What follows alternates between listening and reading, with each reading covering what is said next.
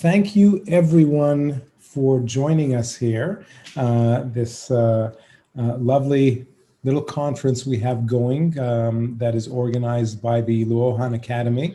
And I am honored to open up this session here. We have several world-class experts, scholars, practitioners that really are going to cover a lot of ground in a relatively short period of time. And I will introduce them one at a time rather than do it twice. We're going to see different ideas, different angles, all related to platforms, which are naturally very important parts of the economy today. And I'm just going to go straight to give people as much time as possible to talk. Each speaker is going to have roughly 15 minutes. And after the 6 speakers give their presentations, we're going to have an open discussion that I am going to monitor and coordinate. But of course, what I'm very excited about is to hear the comments and the feedback we get from our list of participants. You can all see that the people who were invited are a very distinguished crowd with a lot of experience in different aspects related to platforms and markets and all the other good stuff that we economists love and appreciate. So without any further ado, let me introduce our first speaker today, and that is Jeff Parker from Dartmouth, who is dialing in from lovely New Hampshire, where I assume the colors are over by now. Sadly. Yes. And Jeff is one of the pioneers of two-sided markets and the strategy and economics of platforms, with a lot of early work with Marshall, his co-author, longtime co-author. I will give the floor to Jeff, who has 15 minutes. Thank you, Jeff. All right. So theme today, new coordination and market dynamics. And what does digital transformation mean for crucial issues: economic growth, inclusion, innovation, competition, lots of good stuff. So backdrop, not a novel slide, but I often will hide all the green and talk about the old economy as kind of the biggest 7 firms being in energy and finance. But of course, we all know what's happened with the growth on the tech side. And not all of that revenue and market cap on those green bubbles can be attributed to platforms. But I think that if we were to dig into the revenue and business models of those firms, we'd see a lot of it. Huge market cap, scaling fast, largely grew up in B2C, but the B2B side is growing really fast. And that's what I want to talk about today, and where I'm starting to try to do a lot more work. And I'm not going to talk about monopoly and antitrust, but I think probably half the people or more on the call today are getting rapidly sucked into that world. Just to recap, traditional linear value chains, we'll call them pipes, accumulate value from stage to stage. If we were to dig into a lot of kind of management literature and economics, it would have this sort of diminishing returns to scale. Somebody needs to mute. Ant Xiaopin needs to mute. You don't see a lot of network effects in this type of a structure. But of course, and again, this is just a review, we have this more fluid structure in platforms that actually allow for swapping in and reconfiguring supply chains more rapidly. And that'll come to be important in my discussion. They often become multi-sided, and lots of people have categorized and tried to catalog this sort of life cycle growth over time. So COVID really seemed to accelerate the kind of tech/oil and banking divergence. Now, if you were to look at finance and energy, this data comes from about July, but the JP Morgan, Wells Fargo, Saudi Aramco, Shell, Citigroup, Chevron, Airbus, they all took a tremendous hit. The energy has largely stayed flat. Finance has probably recovered about half of its losses, but still down. Flip side, on the platform and tech side, that was an explosion and that hasn't stopped. So we see kind of your Microsofts here on the call today, Apple, Tencent, Facebook, Alibaba, and so forth and so on. So something appears to be pretty different. We've talked about that in many conferences, and if we had sort of longer to dig into this switch between tangibles and intangibles, I think that would dovetail nicely with some of the slide decks that I think my follow-on speakers are going to get to. So what I want to pivot to is to talk about other firms and what's happening in other sectors of the economy. So prior to COVID, I got wrapped up in this Global Future Council on Advanced Manufacturing and Production, and it was really a deep dive into, well, we could debate how deep, but a dive into kind of perspectives on business and operating models. What are these firms doing, and largely manufacturing firms, to change business models? And are we seeing some kind of industry transformation? Lots of different firms, some of whom are represented here today, but small firms, universities, and lots of big manufacturing firms. And so the first part of this study, hey John, thanks, was a little dry, but it was essentially to provide case studies and map sort of what are you doing in your sort of most novel business models, what's your roadmap on those, and then the World Economic Forum is really big into thinking about stakeholder capitalism and sustainability, inclusiveness, and I think those dovetail to a lot of the concerns that we've got around rising inequity, around rising pollution, and around climate change. And so they're saying, well, are these business models doing anything that relates to those? So then COVID hits, and I did a number of probe interviews with a much smaller set of firms, and it was a really simple set of questions. I said, first of all, in the early days, what happened? What happened on the demand side? What happened on the supply side? And what did you do about it? And the responses, frankly, were quite emotional. So you really got to hear what firms and people went through as they tried to kind of deal with this. And you had sort of business as usual, and that wasn't too bad. A rapid pivot, if they were able to, a ride the wave or weather the storm. So some amusing titles, which basically mean either your demand stayed about flat and you didn't lose capacity, your demand disappeared, you had to reallocate capacity, you had an explosion of demand and you couldn't find enough supply, or you had to hunker down. So one example, which was pretty interesting, was out of the consumer packaged goods industry. So they just had a tidal wave of demand and you could just kind of hear it in their voices. And so they were scrambling to find any line anywhere on planet Earth that you could manufacture hand soaps and other cleaning supplies and any kind of personal protective equipment. And a lot of it turned out to be sort of allocation of supply in some sort of an equitable manner.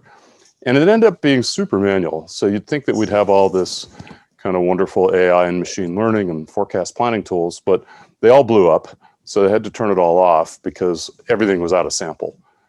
They also discovered, and this gets into sort of the nature of a more triangular platform structure, that they needed to change a lot of policies and procedures to go into faster process validation, much faster supplier onboarding. And you could see them start to relax what would have been much longer term supply chain arrangements. And then just an explosion of e-commerce. And I think we've seen that the firms that did well, especially on the retail side, were ones that sort of had an omni-channel access to consumers, and the ones that were by and large only brick and mortar tended to suffer. And you could actually put as a special case kind of restaurants into that category until they reopened. And then they talked about stability returning. The models started to get retrained at this sort of new but much higher level. So that's kind of one story, and that's the explosive demand story. Then you kind of had the flip side. And this was out of the civilian aviation capital equipment market.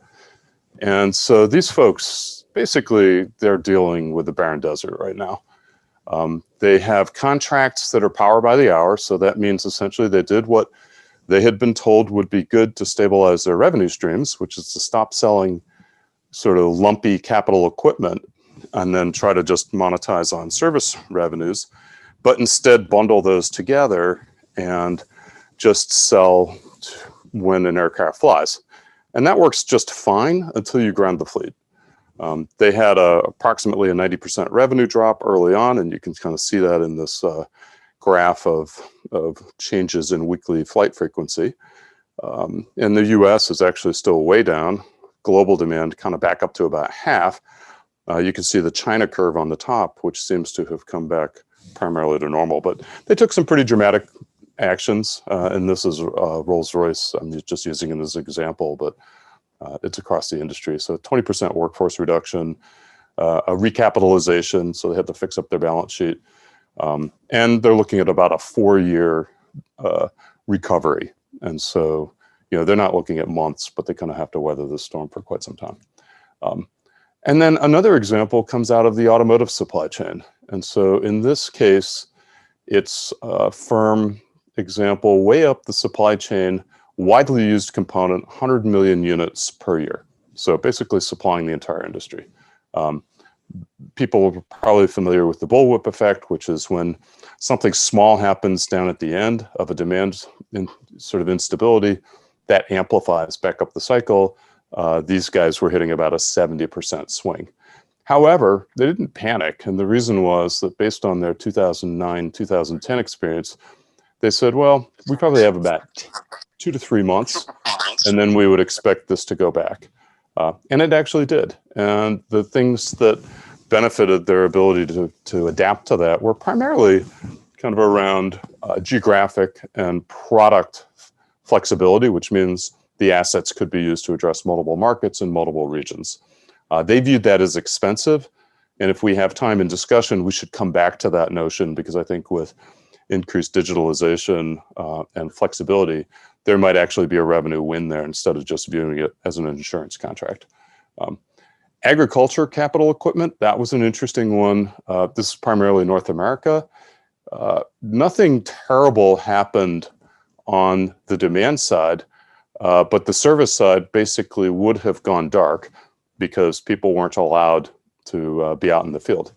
And luckily, they had this digital investment in remote service prior to the pandemic, which was largely viewed as a waste. And I think that's an important theme because it gets to how these investments end up ultimately generating value and when and why. COVID hit literally right before the North American planting season. And the example here is meaningful because there's a 2 to 3 week window that you basically have to get the seeds into the ground, or else you start to hit some yield losses. And so these people essentially were dealing with a lot of the productive capacity of North American farming. And then they said, well, luckily they had this remote monitoring investment, and that made continued operations possible. Usage exploded. So kind of a good story, but almost by luck. I'm going to skip the additive manufacturing.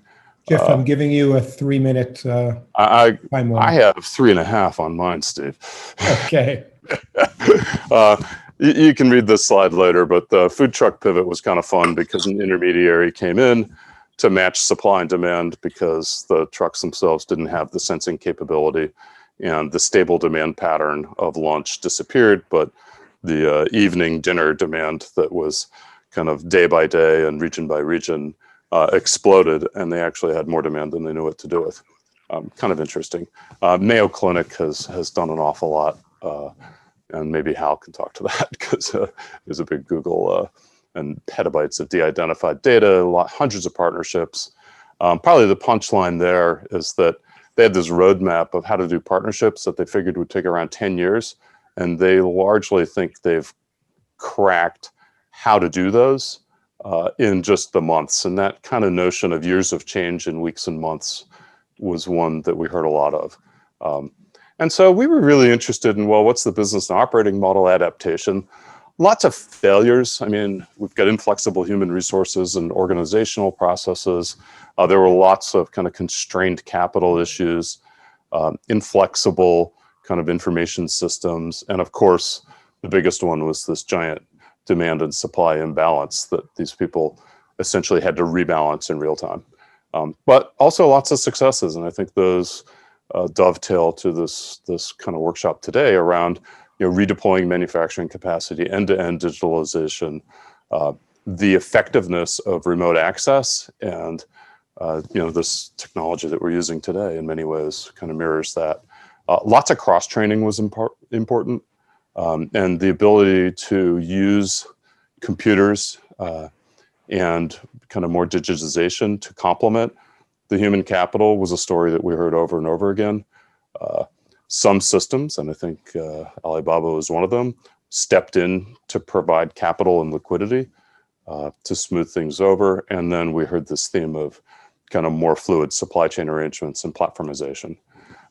So to wrap, and again, this is just a kind of exploratory work, interview data, some survey work to try to figure out, well, how are the non-tech firms taking these ideas, because they're all aware of what's happened, and trying to implement them. And then you have this very high stress thing with COVID that frankly gave them permission in ways that they might not have had to be able to do a lot of experimenting, because they had to. I mean, they had to adapt. The global context matters. We heard about trade tensions and resilience and climate change. The stress on the people, if you really talk to them, especially in the ones that had to do big adjustments, is just palpable. End-to-end digitization happened. I think the industry 4.0 of things in the factory and the supply chain are important because those are becoming a lot more visible up at the strategy side. So if you think about pivoting on new product development rapidly and having some visibility as to what the capacity is, it was much easier for those firms that had already made the investments. And then I'd say finally, the early efforts in digitization, AI, and machine learning often fail. And that's sort of a whole story. And I'm sure that the major tech vendors can speak to that, where firms think that they're going to get magic for their AI investment or digital investment, but what they really get is infrastructure. And if they're looking for sort of 2 to 3 year returns, they're not thinking about the problem right. So with that.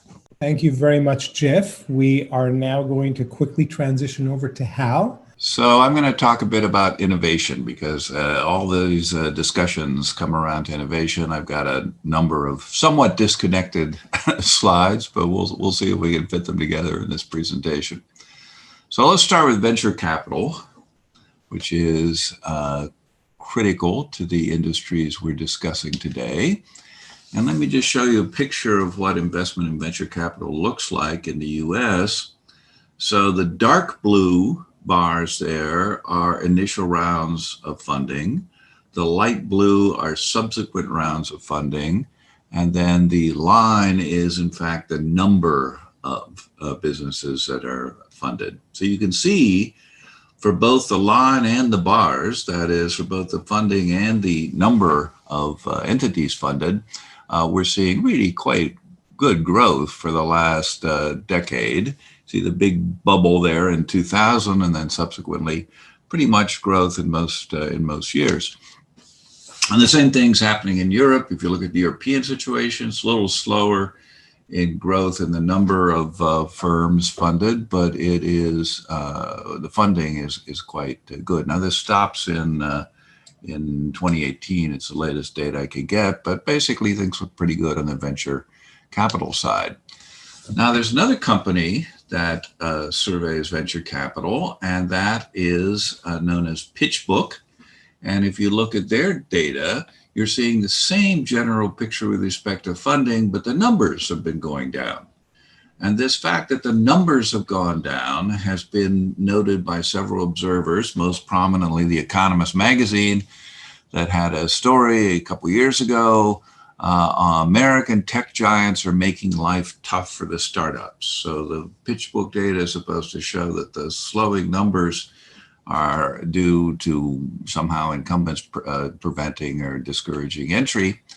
And it seemed strange to me that we saw these two different pictures depending on whose data we looked at. So I dug into this a little bit. Turns out that PitchBook included angel and seed funding in their deal count, and VentureSource did not. VentureSource looked at the actual venture capital investment early and late. And that's important because the venture funding is actually 8 times as big as the angel seed funding. So angel seed stuff is like family and friends, small funding opportunities, a few tens of thousands, maybe a few $100,000, but angel funding, venture funding's in the millions of and tens and hundreds of millions. So in fact, when you look at that picture, the green is the angel and seed funding.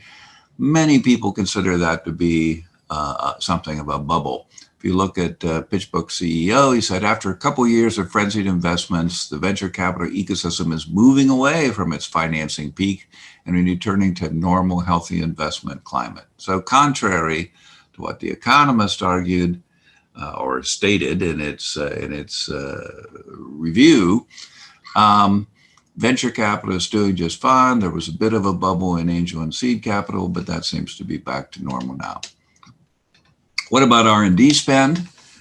Here's a nice picture. This starts in 1953 and looks at the division of R&D funding between the government and business. So back in the 50s, the government was funding most research, and now it's become businesses funding most research, quite a difference.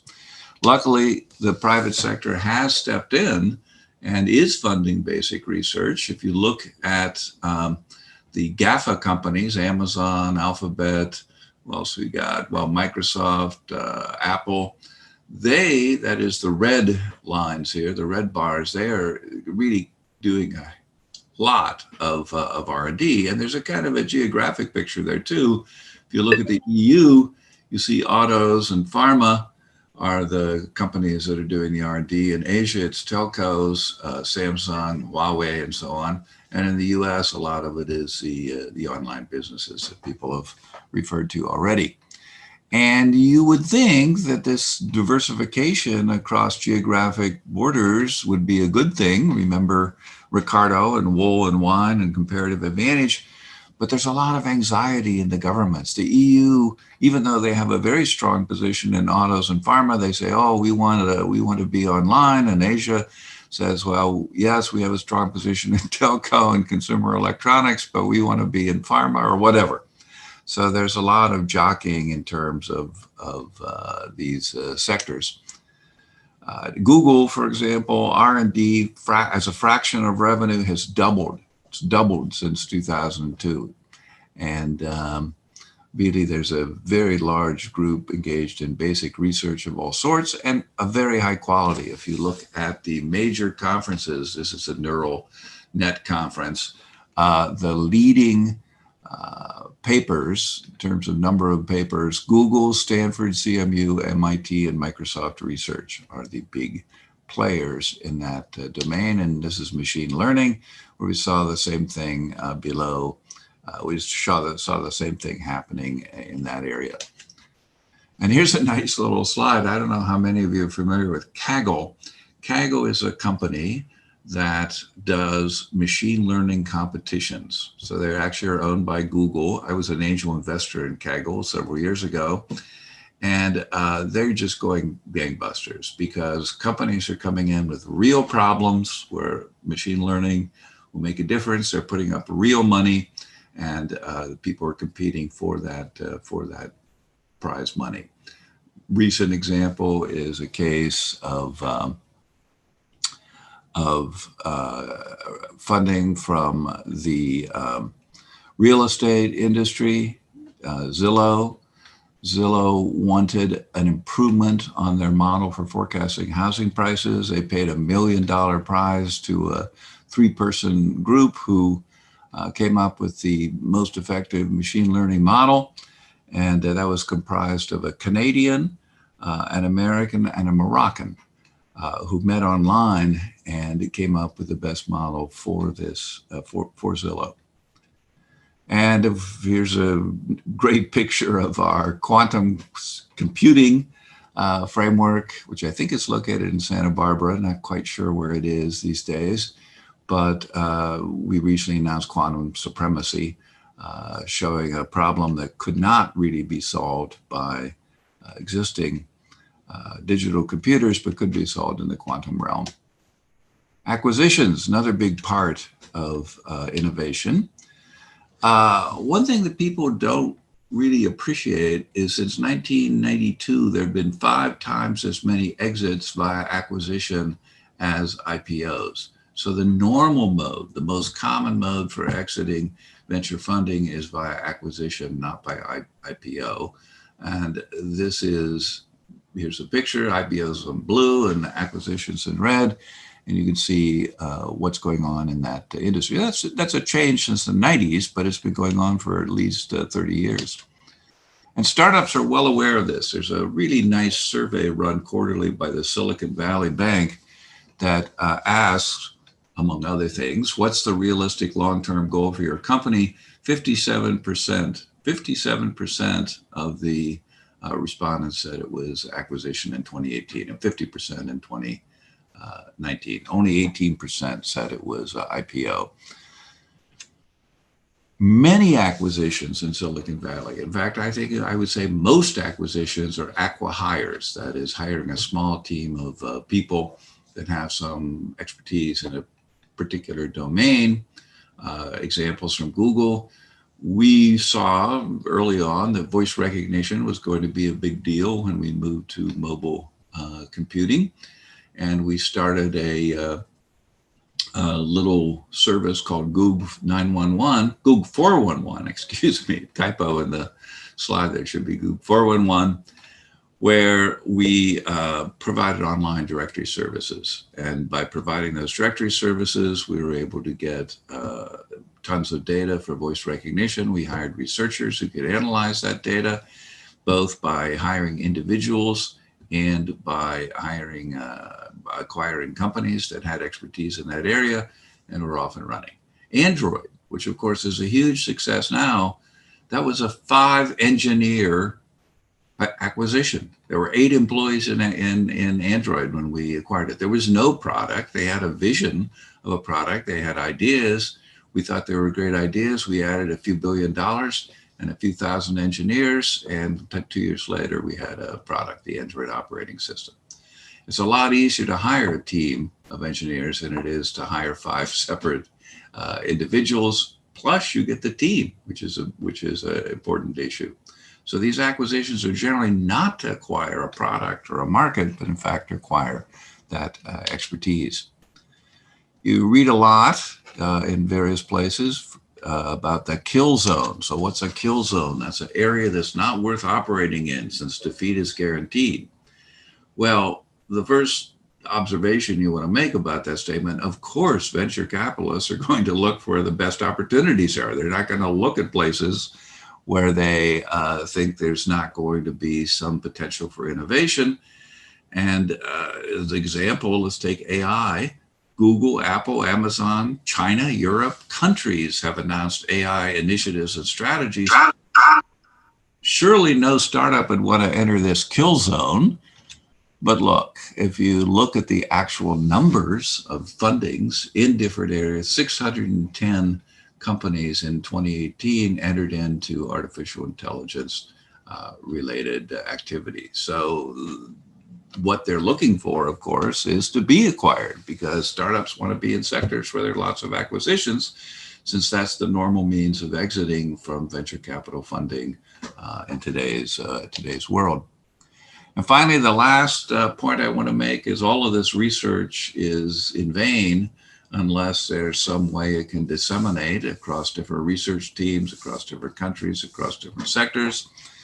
And if you look at what it looked like to enter new sectors 20 years ago, you had to build or lease data centers, you had to acquire the hardware, the software, the networking. A lot of it was proprietary, was costly to acquire. Nowadays, open source tools, standardized, available at from several different vendors. Everyone now has access to technology that only the richest companies could afford a few decades ago. Image recognition, communications, coordination, search are all available as servers. It's you build your capabilities by combining the services offered by these by this cloud computing data centers. I coined a word a few years ago called micro multinationals. And a micro multinational is a company that's born digital, born international. You can use the tools like the tool we're using now, Zoom, to in fact coordinate activity within the company. These are tools that only the largest multinationals could afford a couple decades ago, but now virtually they're free. And it's not only in the technology area, but it's also in business services. There's a little slide on how to start up a startup, from funding to hiring to renting office space to cloud computing, on and on and on. You can purchase these business services on an as-needed basis and scale as necessary. And finally, I think I'm on my last slide here. Yes, Zooglers. A Zoogler is an ex-Googler. And we did a little study that they've created more than 2,000 startups. 10 times the number of companies that Google's acquired in the last year have been created by people who previously worked at Google and brought the operating procedures used there into the rest of, into their own business. And the same sort of thing is true of Facebook. The same thing is true of Microsoft. Been around for a long time now. And this is one of the ways that you see these practices disseminated around the globe. Here's a picture of a few of the Zooglers. One of them has started a fund, a venture fund that invests only in businesses that basically were spin-offs from Google via this particular route. So that's the end. Thank you. Thank you very much, Hal. That was fascinating and interesting. And we are now moving on. Our third speaker is Joshua Gans. There's so much I could have talked about today. Actually, I realized where Jeff was going. I might have done the right thing and gone in the same direction and promoted my book, The Pandemic Information Gap, just out this week from MIT Press. So, you know, it mentions platform. Okay. Apparently you just promoted it. Always be selling. Always be selling. Okay, so what I want to talk about actually is a bit more related to what Hal was talking about, but not innovation in general, but innovation in platforms. Because I think where we've come in our economic understanding of platforms is a lot of understanding of sort of how they work and, you know, why they exist and things like that. But, you know, this year we got a Nobel Prize in economics for an actual invention in terms of market designs. We don't have many economic prizes that are given for inventions. We're kind of more unusual that way, but this time we've got it. And what I wanted to suggest was a way of reframing how we look at platforms to assist us in actually coming up with new means of developing platforms and also potentially of steering them in the social interest as well. So the question I want to ask is, is how the principles of market design can inform us about platform evolution. How those principles, and it's a literature that is been somewhat distinct from the platform literature, although there has been a crossover with regard to one particular domain, that is advertising markets. But I actually think the relationship is much closer. So the main issue is sort of trying to understand when platforms are successful. And, you know, of course, we've had a lot of work in this, mainly emanating from Jean Tirole and numerous co-authors. And one issue is identifying the importance of pricing. Pricing in platforms does not always impact on real behavior. But one of the definitions, in fact, of a two-sided platform is that pricing can actually be used to change actual behavior. So you want to use pricing in an optimal manner to make platforms successful. The other is, of course, the whole notion of networks. Again, something that dovetails quite nicely with platforms. You want to design your platforms to enhance the interdependencies amongst groups, so that they're, whatever value they're creating from joining together on a platform is actually enhanced. Networks are sometimes a constraint to establishing platforms, but once you've got one going, you do want to enhance those interdependencies. And then finally, we've got a goal of platform economics, which is coordination, is that we want to use rules regarding openness, that is, which elements are open and which are closed, to coordinate behavior on the platform. And both opening and closing can do that in different contexts, although it's not always clear which one will do what, and we have plenty of arguments and discussions regarding that. So that's where the platform economics literature has gone on, pricing, networks, and coordination, broadly speaking. But there's this related, or this literature that I'm going to argue is very related. I started off with, Al Roth. I know Al's on the call here. Thinking about when markets work, or actually, in much of his lectures is sort of more negative. When do they fail? But actually, I kind of like the positive framing. So when do they work? And he outlined some conditions born of his experience in this matter, which are very robust and deep in many respects. And you can read about it in his book, where he goes into it in lots of accessible detail. The first condition of when a market's going to be successful is that it manages to be thick, where you've got plenty of buyers and sellers coming together to transact, compete, form prices, etc. The second one is you want to avoid congestion. When you create a market, you're creating a public good.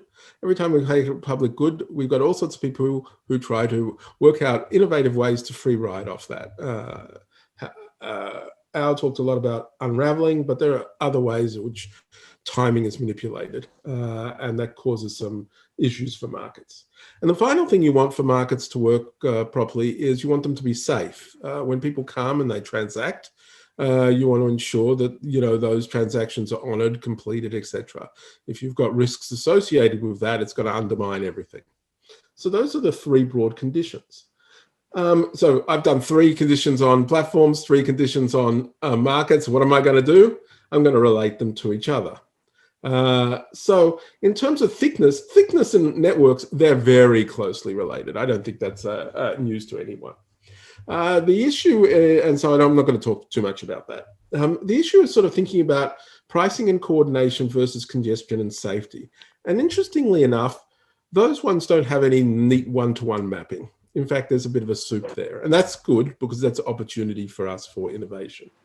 So let me discuss congestion and safety in turn and what that implies. So if we're taking congestion route, remember oops. I don't know what happened there. If we're taking congestion route, so having an established platform, like having an established market, having an established platform is akin to have created a public good. What that means, of course, is as soon as you do that, there are incentives for people to free ride and to find innovative ways, we'll call them innovative, ways of free riding around that. Because if you free ride, you can get lots of private benefits and you don't care about the diminishing of the public benefits. So how does a market designer respond to that?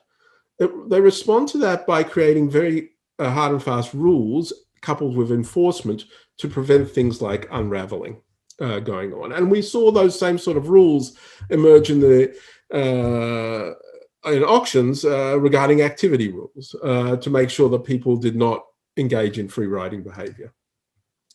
So platforms have something similar that they do. They engage in rules and enforcement to prevent bad behavior. Rules and enforcement to prevent bad behavior, because when a platform is established, one of the first things that occurs is people start exploiting it in ways that you do not want. that are neither in the interests of the platform or in the broader public interest. Now, what this leads to are rules that tend to be one size fits all. And so they impact negatively on some participants. We've all known this with spam filters and all sorts of other things. There are trade-offs with these things. But we sort of tend to have one-size-fits-all rules emerge in both markets and platforms, and they have the same trade-offs associated with them. Now, that gives you rise to all manner of, you can see now where you might be looking at some of the issues that have arisen with respect to platforms, and I've just listed a few of them here. And often they are objecting to rules. And so people say, oh, this rule came in and it hurt me. And of course, my contention is that's to be expected. That's to be expected. You have rules. They are going to have some aspect of non-nuance to them. And so we have all that occurring right here. And I think you can see each of these conflicts as an issue that are arising of, we have to use rules and rules are imperfect. So what do you do? Well, we're going to improve matters. How do we think about improving matters? One possible solution is that we employ more AI. And what AI has a tendency to do is find us more edge cases and allow our rules to evolve, be more predictive and flexible in an automated fashion.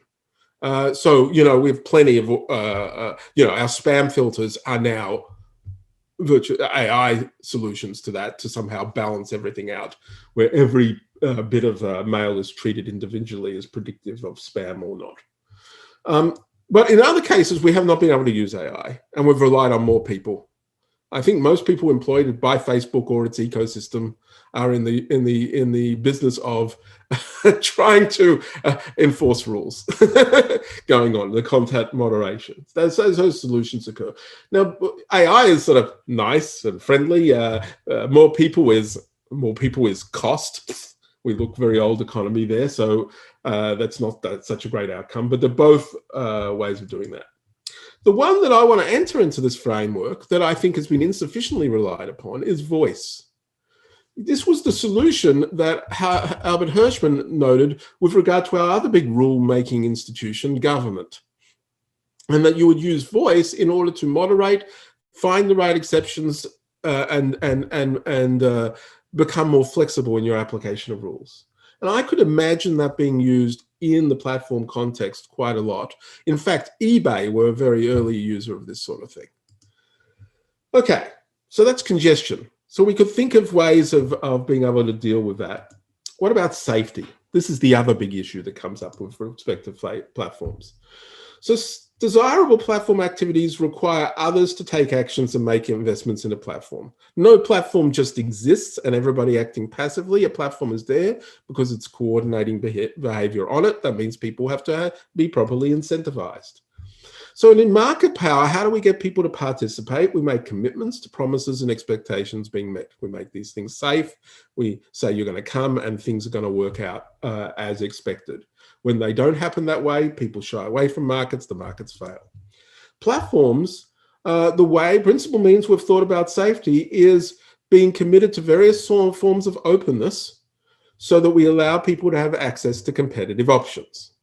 Okay, that allows that moderation to occur.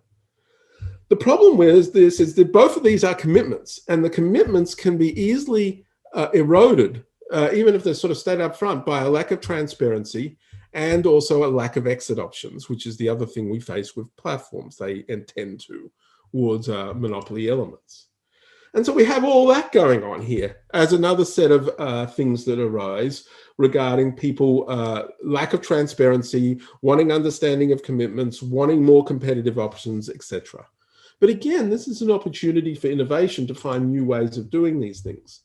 One such thing is data portability. It's related to an old idea that I can claim some responsibility for, which is number portability, which was a reallocation of property rights and allowing for negotiated transfers and other things to facilitate a reduction in switching costs. Another issue that I've pushed lately is identity portability, which is a form of interoperability that we do actually enjoy in most telecommunications networks, but we haven't applied them to, for instance, social networks. It is another way by which we give people more competitive options by reducing switching costs, and switching costs in particular due to network effects. There have been calls for algorithmic transparency. This has come up again. Stephen Wolfram has an idea about how to facilitate a market for algorithms that would rely on transparency and allow people to see what's going on. We have lots of requirements coming up, again, as commitments to transparency primarily, which is for symmetric treatment going on. The biggest of these is net neutrality. That gets talked about and economists argue about, but in reality, what it is a commitment to certain openness and certain equal treatment going on, which can be diminished in platforms. There's been a long-standing argument, for instance, about whether Google's own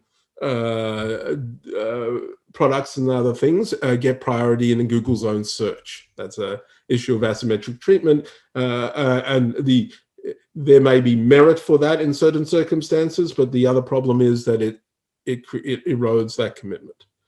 Finally, there is discussion in many circles of permissionless access.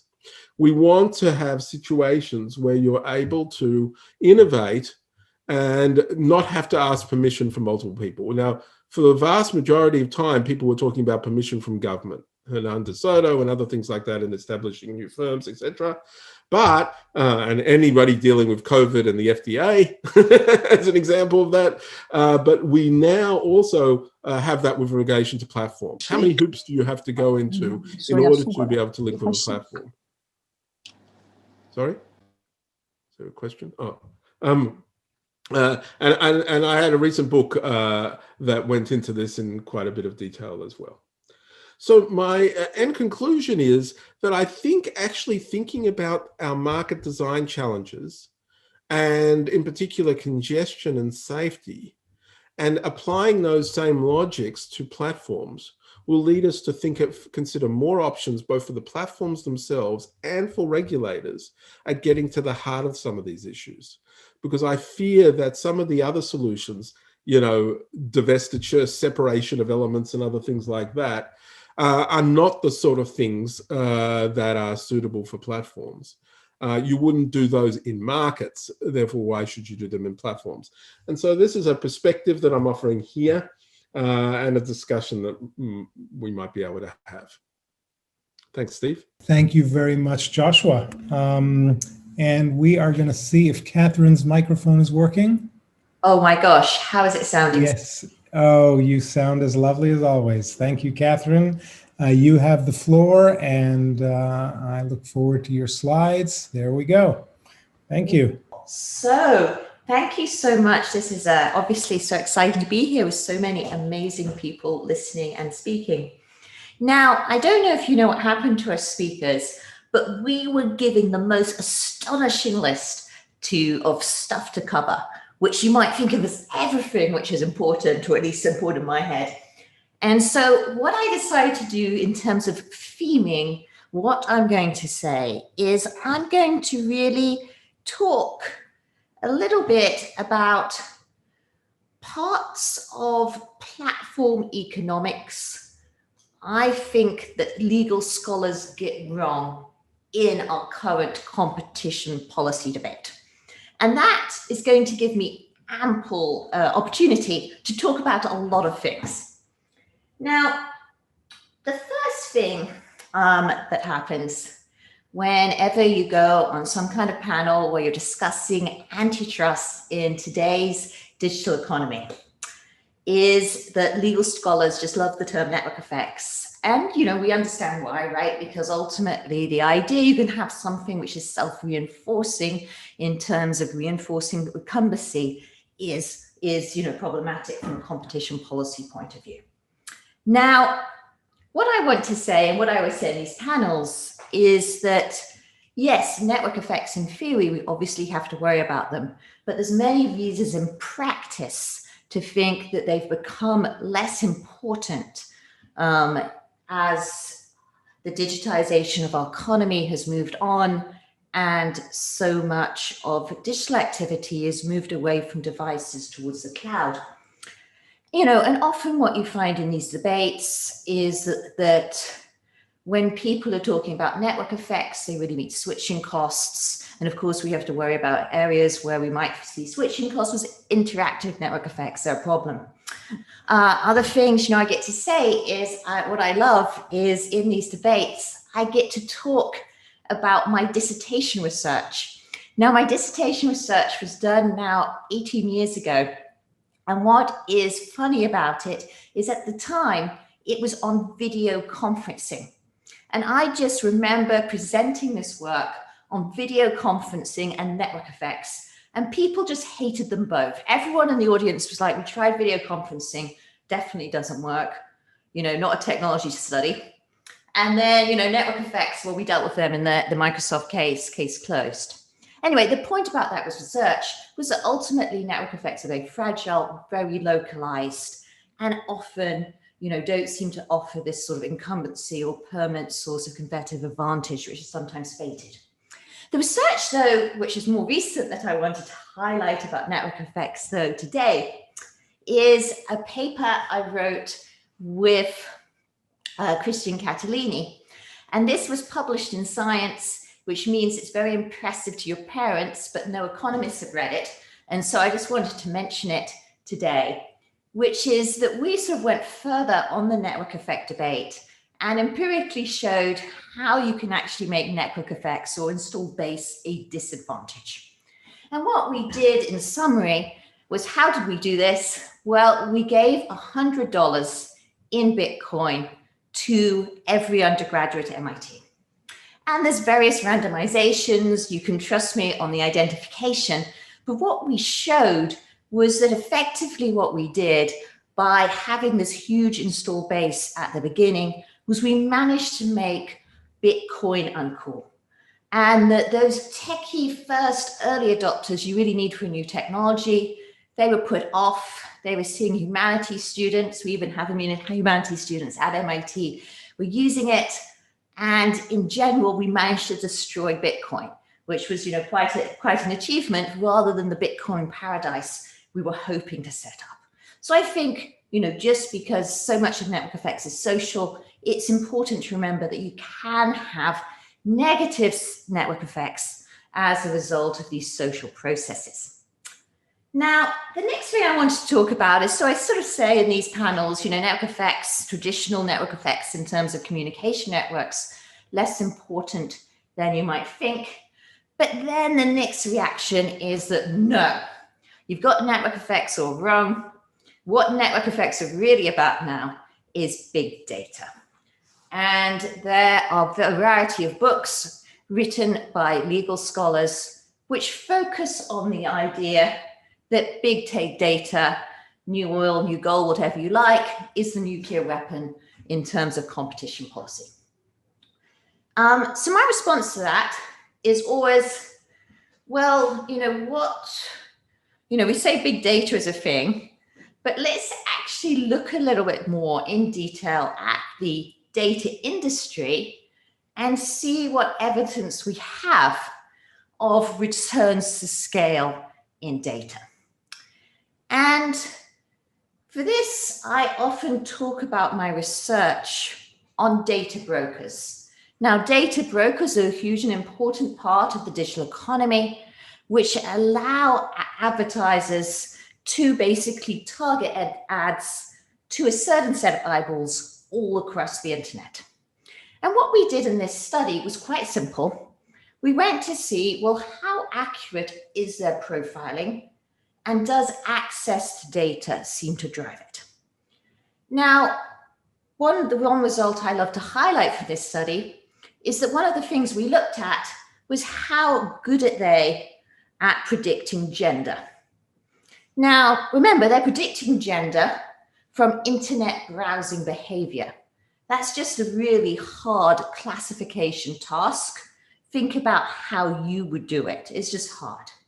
But what we show is that on average, they manage to get gender right 50% of the time. And in the Zoom world with no reaction, you can't tell how funny that is, but it really is quite funny. The other thing about the paper, though, is that we show that the biggest data brokers aren't doing any better than the smaller data brokers. We see absolutely no evidence of returns to scale, which is perhaps not a surprise, given that this is just a very hard classification task, but it's not the case that data makes it any easier. All right, the next thing I want to talk about is something which is close to my heart in competition policy, and again, I think, which often goes wrong in competition policy debates. And that is the failure to recognize the inherent tension between our aims of privacy and privacy regulation and the aims of competition policy. And I think probably to economists on the call, it's not a surprise I'm saying this. Of course, digital data has a virtue of being ubiquitous with broad digital footprints. If we restrict the access to those footprints, yes, of course, it will affect competition. But I think there's generally a failure to respond to these tensions. And there have been some beautiful papers recently by, among others, Garrett Johnson on how GDPR seems to be affecting competition. I just want to alert you to a sector we don't often talk about in terms of digital platforms, which is the education sector, and the initial evidence there, which is that privacy regulation and restrictions, which are very understandably strong on children's learning, seem to be very much reinforcing incumbency of one or two players in that industry. Now, because I'm just about to end, don't worry, Steve, my job is to, I think, end on something a bit more provocative, especially as I'm the fourth speaker.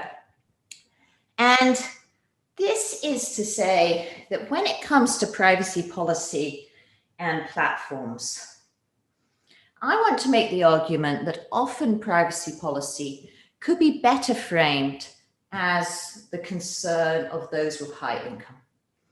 And why is that? Well, I can tell you, I'm going to generalize, that everyone on this call would be considered high income by the rest of the world. Our profiles, the accuracy of the data that's collected around us tends to be very high. Data brokers know a lot about us. The digital economy knows a lot about us. On the other hand, when you contrast that with people who are lower income, then we see huge instances of inaccuracy. And we, in our research, in this research, which is with Nico Neumann, we show two mechanisms. One, which is that if you're lower income, you just don't have a persistent digital identity. Your email address changes, your cell phone changes, that interferes with accuracy. In addition, you just don't spend as much time online, so you have a narrower digital footprint. And that means that in effect, any privacy regulation is going to have differential benefits to the poor and the rich. And that's, I think, something we don't talk about enough.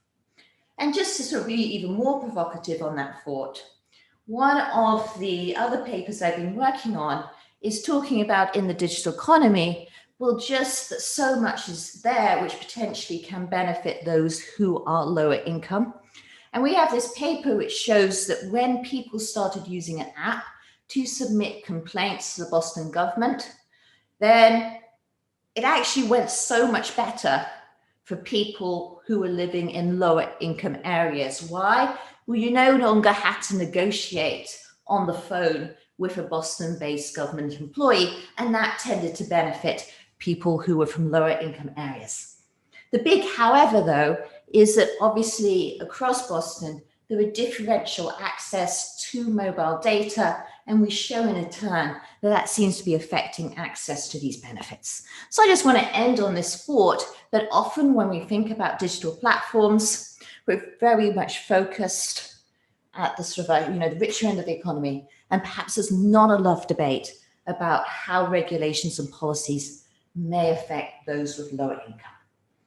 All right, I will finish here and say thank you so much to Steve for letting me say so much in this time. Thank you very much, Catherine. Not only did you offer us wonderful things to mull over, but you gave back a few minutes that were yours. So we are close to being exactly on schedule. Thank you very much, Catherine. And now we are moving over to Long Chen from the Luohan Academy. What many of you may observe is that half our speakers are in industry and half in academia. But of course, it's kind of a cheat because the three in industry are very well-known academics as well. So Long, I will let you take it away. Okay, so firstly, I'm so happy and honored to see so many outstanding scholars to show up at this workshop.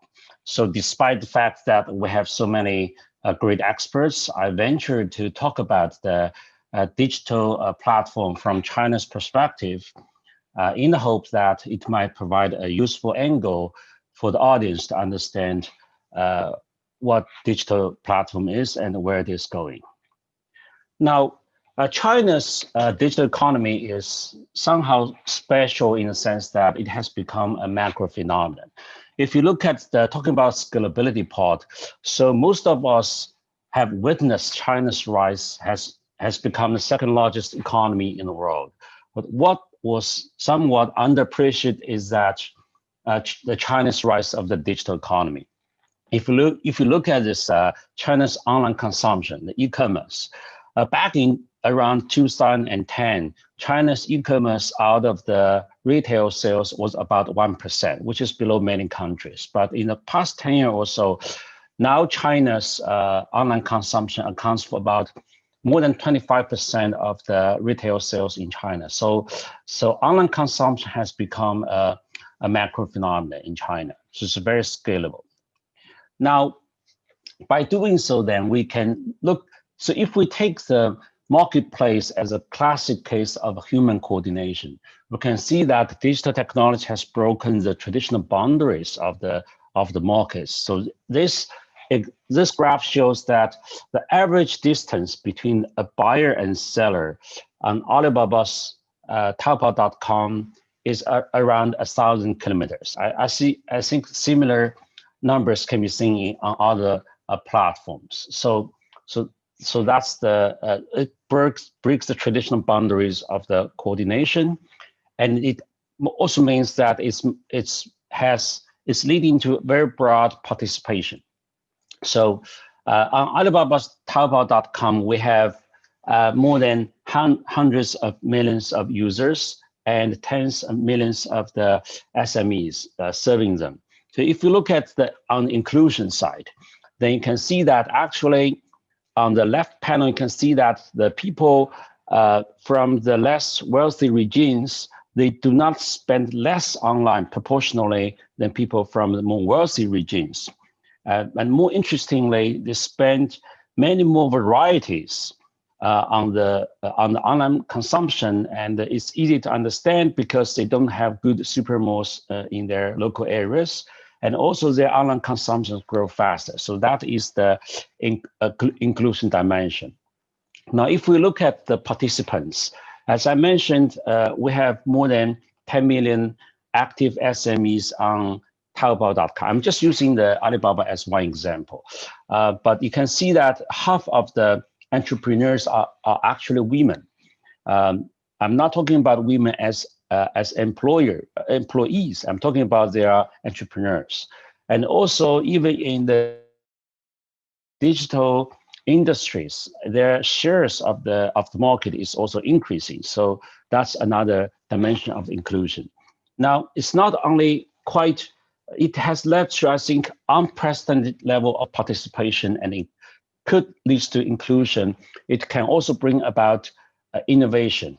I'm just giving you one example. If you look at the sweaters, women's sweaters, now if you define them on the two space of the style and the design elements, you can see thousands of combinations. Now they are online.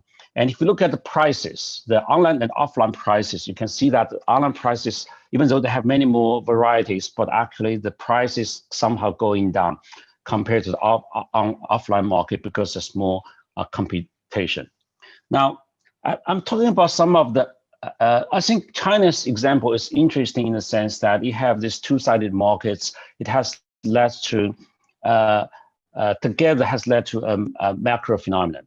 Now, if we take a look at the mechanisms of those digital platforms, as you can see that then technology play a key role in those mechanisms to make them work.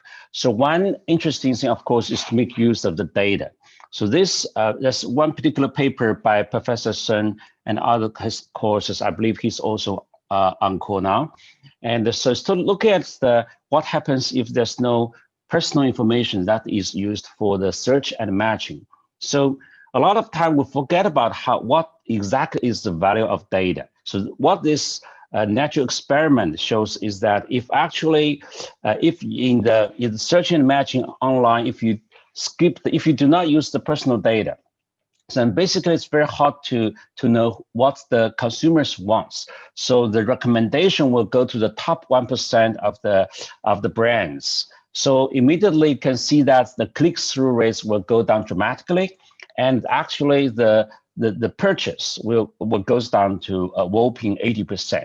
So you can see that without the data to help the buyers to find the sellers, then the efficiency of the market will go down. And that's what AI does, as Professor Gans was trying to say, to make the mechanism work. Other parts of the mechanism includes the contracting technology, I call this. So that includes, for example, everybody needs to have a identity. And also we have the authenticity of the commodities. So on Alibaba's platform, 97% of the fake products will be identified before they can sell a first piece. Now we also have the safety of the payments, etc. So all those things together to make the as if every product and every person has identity, as if they meet each other, hundreds of millions of people, as if they are trading with each other in the same market. Now, also the digital technology is used to create a new system of trust. So this is how all the commodities and all the sellers are rated. And you can see that the better rating companies, they sell better, much better. So that breaks through the traditional problem of the asymmetric information. But the wonderful thing is that this trust of system is created by all the participants, by the users, not by the central planners. Now, other parts of the mechanism, so we on Alibaba's platform, we also provide something called the business advisor. That is meant to help the new sellers to find to read through the information, to try to learn to do the business. As you can see, it provides different type of information, including traffic, competitors, etc., the market trends. As you can see, immediately their sales is going to jump up dramatically after they started to use this information. So that's the power of the business advisor. As you can see that when you have a two-sided market, actually the platform as the operator of the marketplace, it has a lot of incentive to make the players to do better on the market. And the business advice is just one of the tools. So on Alibaba's platform, it has this, it's called the Chen. It has thousands of the third-party applications. Essentially, it helps the new startups to do a lot of the things, from the design, from the marketing, logistic, cash management, a lot of things. The basic tools, I think the Hal Varian mentioned briefly, now it becomes so easy to get access to new startups, to make the business so much easier. Now, let me give you another example of a new thing that's coming up. It's called the live streaming in China. Now, in the past 3 years or so, it has become a really hot phenomenon, and it's expected to exceed 1 trillion RMB of the volume this year, and it will double in the next year. So that is really going up quickly.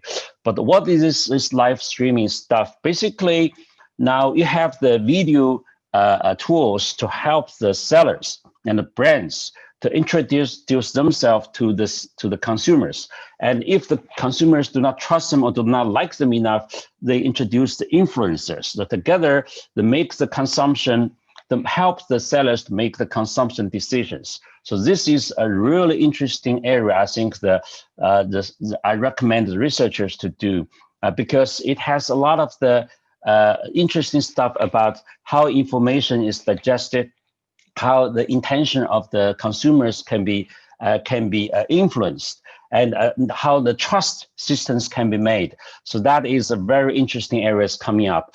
And if you compare the result, you can immediately see why it works. So if only the consumers look at the product information online, they have like 4.7% of the conversion rate. But if they have this live streaming, it jump up to 7.8%. It especially benefits the C2C, the small sellers, because they don't have brands, nor do they have much a trust system to start with. You can see that it helps them to help the consumers to learn to understand them much better. So their sales jump up much more.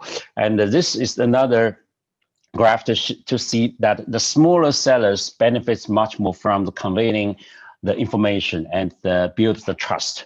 So now, I've been trying to give you a sense of the China's this macro phenomenon. It has this unprecedented participation from the users and the sellers.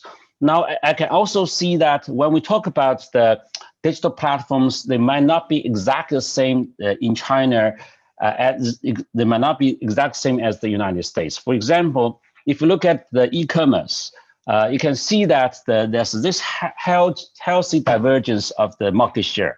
So Alibaba's market share, it's still growing in a healthy way, but actually the whole market share is getting more diverse. So Alibaba is going down steadily as newcomers is coming up quickly. And so if you compare that with the United States, it's a little bit different.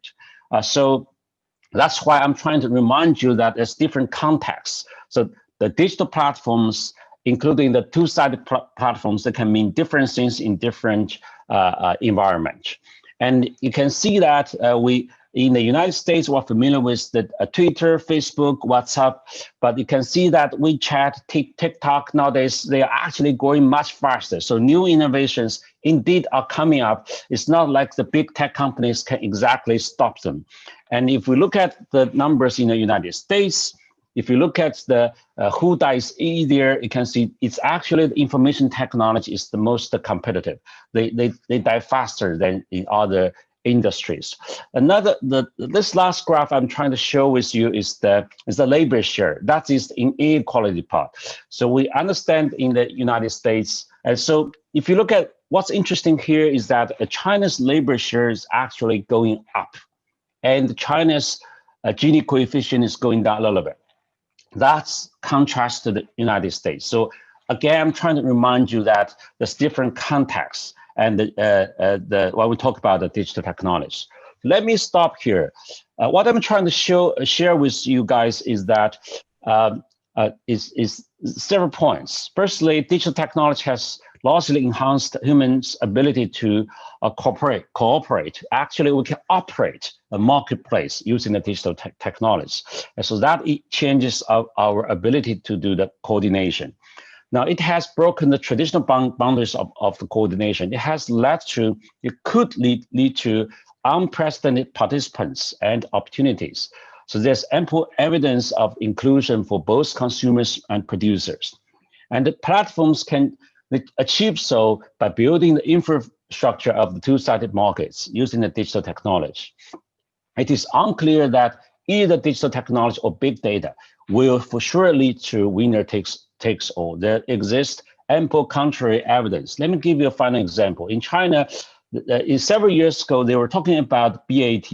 It's the Baidu, Tencent, and Alibaba. They're talking about the big company, but that word, nobody mentioned that anymore because the big data company, Baidu, is really lagging behind.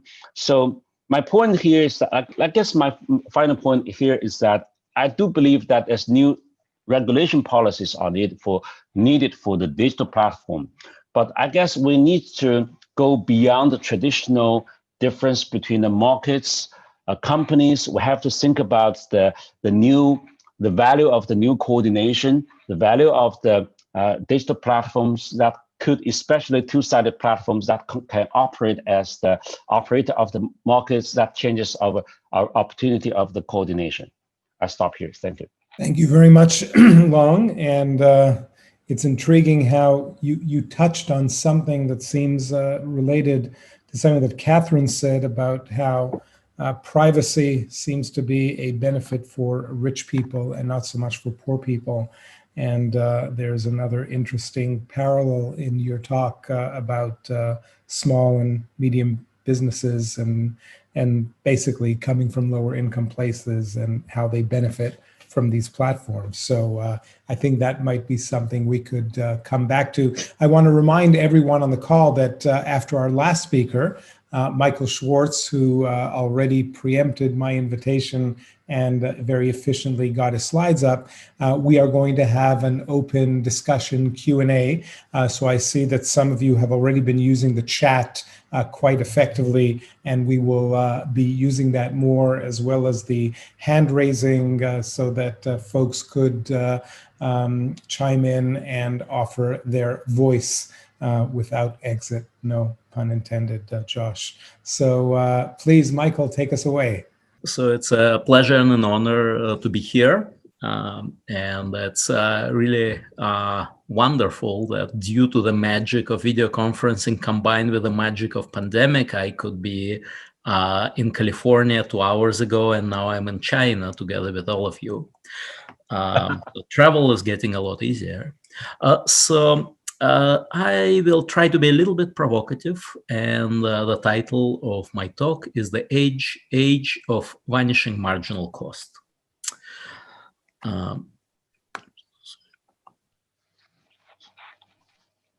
So let me start with a little bit of economic history here. So not since early 1900s have we seen tech so rapidly transforming the society. And here's a picture taken in 1900s, around year 1900. And you see a famous street corner in Manhattan. And what you see there are a lot of horses. And what you don't see there are any cars. And here's the same street corner, just 20 years later, early 1920s. And what you see there are a lot of cars and no horses.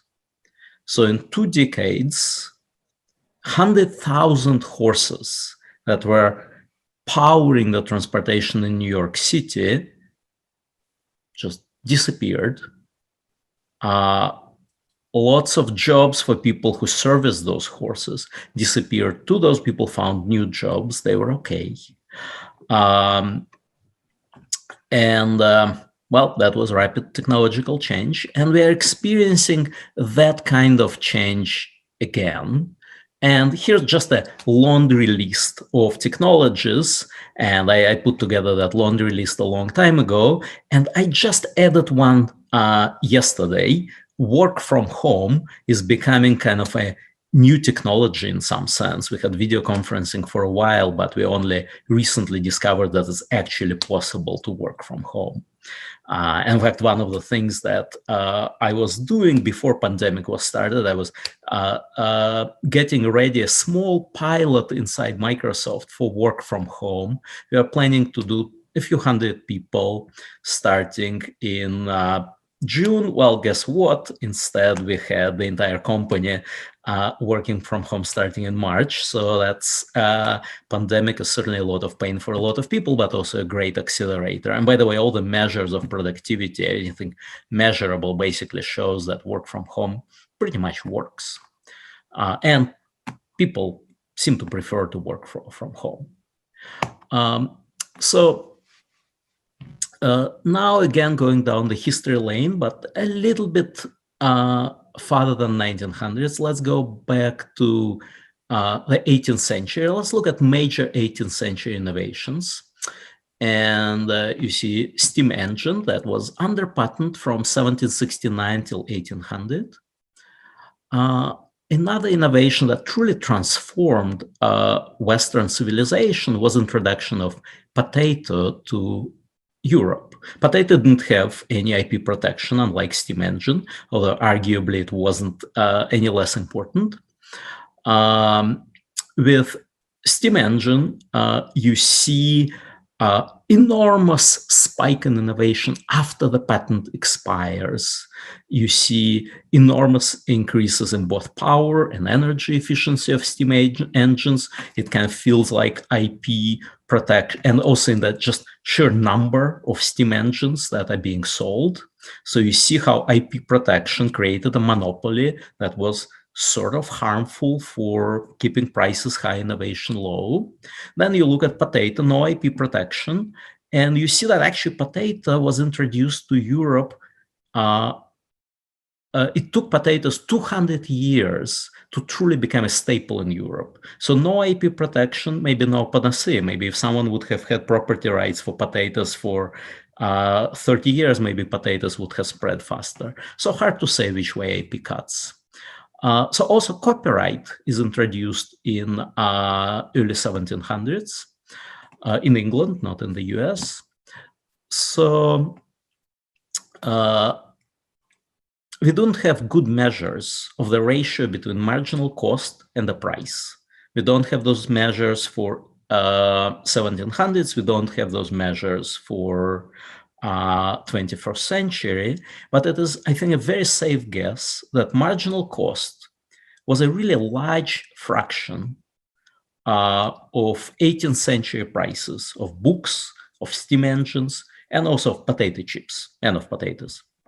Well, how do we know that? So, for example, if you read the parliamentary debate in England about introducing copyright, even before they introduced copyright, they expect that introducing copyright would add just a small percentage to the cost of a book. Because at the time, the marginal cost of books is extremely high. So adding copyright, yes, increases the price, but by a fairly small percentage. So in contrast, today in 21st century, we know exactly the marginal cost of ebooks. It's about zero. So surely copyright introduces enormous price premium right there. We could be relatively certain that in 21st century pharmaceutical industry, GPU chips all have marginal costs. That's a fairly small fraction of price. Well, I'd like to make a provocative statement. I think marginal cost is really vanishing in 21st century. And obviously, there are kind of obvious examples of low marginal cost industries: software, digital goods, social network, pharmaceuticals, search engines. In search engines, you have not only sort of very high fixed cost, you also have with scale comes data, with data comes higher quality. So those are all industries with like really low marginal costs. Then there are a bunch of industries where marginal costs are not negligible at all, but nevertheless not super high and arguably declining. In particular, if you look at cloud market, infrastructure as a service, you see pretty significant marginal costs. They're definitely not zero, but it's also worth noticing that the true economic marginal cost for cloud services is actually significantly lower than the marginal cost that a cloud provider faces. So let me explain. A cloud provider buys hardware, and from cloud provider's point of view, hardware is a true variable cost. However, the hardware itself has a pretty big markup, especially for certain parts of types of hardware. So true economic marginal cost should take into account that hardware should look at hardware's marginal cost, not the hardware cost paid by the cloud provider. So to be sure, Even cloud providers don't, estimating marginal cost is very difficult. So academic economists don't know what they are. Even firms don't know what they are. Estimating marginal cost of a cloud provider is really difficult. For example, you have to know how likely your data center is to run into capacity constraint, and you have to know if your data center runs into size constraint in terms of real estate. Would it be possible to cheaply add more real estate, or are we up against binding constraint, and so on and so forth? So even for the firms itself, estimating marginal cost is quite challenging. So there are a bunch of other industries where I think we see increasing fixed costs, declining marginal costs. So we see it with automation and manufacturing. We also may start seeing more and more of it in customer service and in all kinds of services. We're already seeing some of that with automated customer assistance, with chatbots, but I think in the future we'll see more and more of that. And I wouldn't be surprised if in 20 years a barber would be a piece of software. So it would be all fixed costs and very little marginal cost for getting a haircut, something that's certainly not the case today. Also, we are already seeing retailers moving towards more automated stores, again, higher fixed costs, low marginal costs. So I would say marginal costs are probably the smallest fraction of the price that they have ever been, and they're probably going to get lower and lower. So this is from a recent paper from QG that looks at the markups, and obviously there's a aggregate data, very imperfect, but you see that average markups are really going through the roof over the last half a century. And actually, the methodology used in the paper doesn't deal very well with fixed costs. So, for example, the software industry would not necessarily look as very low markup, very high markup industry here, although it is. So what are the consequences of vanishing marginal costs? And I think those consequences are really important for economy and for economists. So first of all, there's something that I call the rise of the middleman. So one thing that I found striking as a practitioner is how much effort and how much time is being spent on all kind of go-to-market effort, acquiring a customer, marketing, advertisement, making sure that the product is sticky, making sure that the product is viral, and so on and so forth. So that's just this enormous, super important cost. So for example, you look at Netflix, they spent $312 million on US marketing in Q4 2019, and that's $204 for each new paid subscriber. So that means that it takes them like 4 years to cover that cost. So that's what I call kind of a middleman economy. It's a non-productive, enormous waste of resources in some sense from social point of view, certainly not from Netflix's point of view. And that's very common for all kinds of businesses with low marginal cost. When you have marginal cost that's, 90% of your cost, well, if you're selling something for $1, the most you would spend on user acquisition is 10 cents.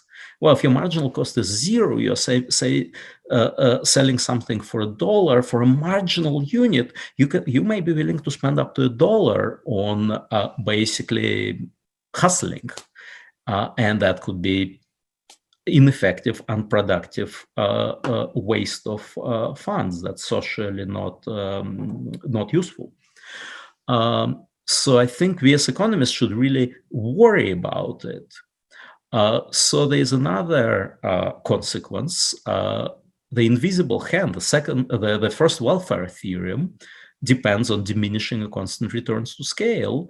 And as we move towards increasing returns to scale economy, where marginal cost is vanishing, the very theoretical foundation of capitalism that tells us, hey, free enterprise yields an efficient outcome, well, theoretically it's no longer need not be true anymore.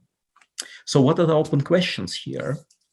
So first, I will refer to efficiency gap as the ratio between GDP and production possibility GDP on production possibility frontier and actual GDP. So for any given state of technology, there's a GDP that we achieve, and there's a GDP that we could have achieved if we had the first best outcome. So the difference between the two I will call efficiency gap. So how does efficiency gap change over time? I don't know. But I suspect it's growing. And the reason that I suspect it's growing is that our technological possibility was growing enormously over the last half a century, but our economy was not growing enormously. It was growing, but it doesn't feel like it was growing as fast as our technological possibilities. So then there's a question, are increasing returns to blame for widening efficiency gap? If there's a widening efficiency gap, does inefficiently high sales effort cause greater distortion than duplication of fixed costs? So obviously when you have high fixed cost, low marginal cost, you have multiple firms, you have competition, so fixed costs are duplicated, that's not efficient. That's one source of inefficiency. The other source of inefficiency, everybody has enormous incentive to like push that extra marginal unit. So all those are open questions. I think they're super important. And well, I don't know the answers and nobody else does. Thank you. Thank you very much, Michael. Definitely provocative and interesting. So again, I want to thank all 6 of our presenters who did an excellent job, especially sticking to a very tight time constraint. So thank you very much for being mindful of the time. And now I'm going to open it up for the broad discussion. We have a large number of and Michael, if you don't mind, thank you. Stopping the screen share so it's easier to see everyone's smiling or not so smiling faces. And we already had some interesting action along the chat line, and I'm going to do something that I'm very hesitant to, because I don't even do it with my MBA students, which is a lot of cold calling. But I'm looking at Daryl's smiling face, who early in the chat mentioned something about similar issues that were raised, I believe it was by Joshua, on financial markets. And I wonder, Daryl, if you want to share some thoughts along those lines. And then people, please use the chat or raise your hand and we'll manage the discussion that way. Thank you. Well, thanks, Steve. I didn't expect to be called on, but cold calls are fun. First, fantastic set of speakers, and what an exciting meeting you've arranged. My point or my comment was related to the incentives for the platform market operator or design when the operator is influenced by intermediaries. And what we have often seen in financial markets is a situation in which, because intermediaries benefit from limiting entry as to other potential intermediaries, they have had a tendency to take away anonymity from market participants, which allows them to enforce or influence entry, and also use other methods to maintain their position as the unique intermediaries. And this is a two-sided market, typically in financial markets, where in bond markets or many derivatives markets, the only way to trade if you're not one of the large dealers is to trade directly with a dealer, either bilaterally or on a platform in which you request quotes, but only from dealers. So this may suggest that a market approach in which dealers have governance rights over market design or other influences over market design may not be effective, and also points to, in financial context, the importance of anonymity to many market participants. Thank you for that, Daryl. And if I could do another cold call, because I found this intriguing. Tianshu San replied actually to a question that I found intriguing that Hao Xiangzhu answered. So Hao Xiang wrote, on the use of data, I think a relevant question for consumers is how much of the surplus created accrues to them? Do we have good measures? And Tianshu responded with with a teaser, basically, on some field experiments on how removing personalization seems to have very different effects on recommender systems and search. And I could definitely see how with recommender systems, taking away personalization would be a problem. But I'm wondering, Tianshu, if you could give a little more color to what the work shows and what was done. Oh, yes. And Steve, nice to see you again since last time. Likewise. At Hangzhou. And thanks for like mentioning the question. I think I was referring to a kind of comparison of several experiments that I did on Alibaba platform. I think Long just in his talk mentioned one of the few experiments in which we turn off the personal data in a field experiment setting, like to compare the market transaction outcome when personal data is allowed, like between like customer and merchants on Alibaba versus when personal data is not allowed, is like turn off. And we find there is a significant decrease in transaction and in customer engagement, like by more than 77%. But very interesting, later we did a second experiment, separate experiment on search in a search setting. The only difference is in this time, the experiment happens after consumer typing a search query. Like conditional on, they already form some intent and a clear query. And only after they type in the search query, we turned off the personal data. So in that case, we found the effect of personal data on the transaction is still negative, but it's significantly lower than the first experiment. Like in the first experiment, consumer just entered the Alibaba mobile app, the homepage, without forming the intent and the kind of clear query yet. So and in the second, the decrease in transaction is only about 16%, but still huge in terms of economic benefits. But this seems to suggest that the value of personal data varies significantly depending on the stage of consumer in the conversion funnel, and also the kind of the specific decision stage they're in. And then in a final experiment in offline retail setting, like I did some work with Internet of Things data and find the value of Internet of Things data is also very different in the offline setting compared to online setting. So it seems like this type of understanding and measurement of value of personal data would critically depends on the platform setting and the complementary kind of transaction scenario and asset. Thank you very much for that, Tianshu. That's quite interesting, and that absolutely makes sense that the so-called purchase funnel or customer journey, if you're pretty clueless, then personalization could probably give a lot of benefits.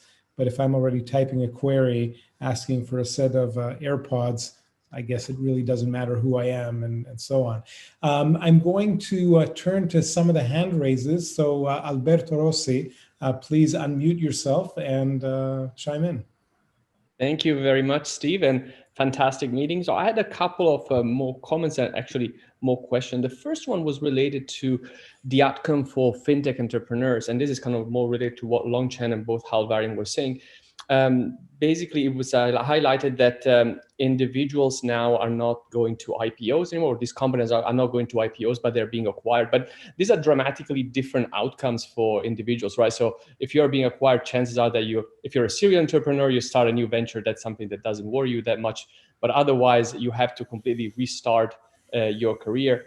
And I think also the kind of the monetary compensation can be very, very different. So I was just wondering whether we have any data or what are the kind of conditions at which these companies are acquired as opposed to going to IPO. And the second was a kind of a more of a policy question. So we've been talking about the use of digital footprint and how whether it benefits or not consumers and how much. But I was wondering, and this is kind of more to the Google, the Microsoft, whether there is any kind of intent to potentially allowing the consumer to choose themselves, whether the company is allowed to use their personal data for their searches and for the targeted advertising, and whether this is something that is on the table for the future. Thanks. Thank you very much, Alberto. Michael, Hal, maybe you want to chime in response to Alberto's questions, points? Yeah, I'll say a word or two. One thing is, if you look at small IPOs of under 50 million or so, they're a disaster. Half of them disappear within 5 years. So having the IPO is no guarantee you're going to stick around. And I think when you compare this question, acquisition versus IPO, with an IPO, you're a public company held by maybe thousands of shareholders. If you're acquired, then you're going to be have one company that's probably a public company that owns your IPOs and assets. So they're really not all that different. Thank you, Hal. Michael, you want to add something? So I don't have any data to share, but I think that just the range of outcomes is so enormous for companies that are being acquired, as Hal pointed out.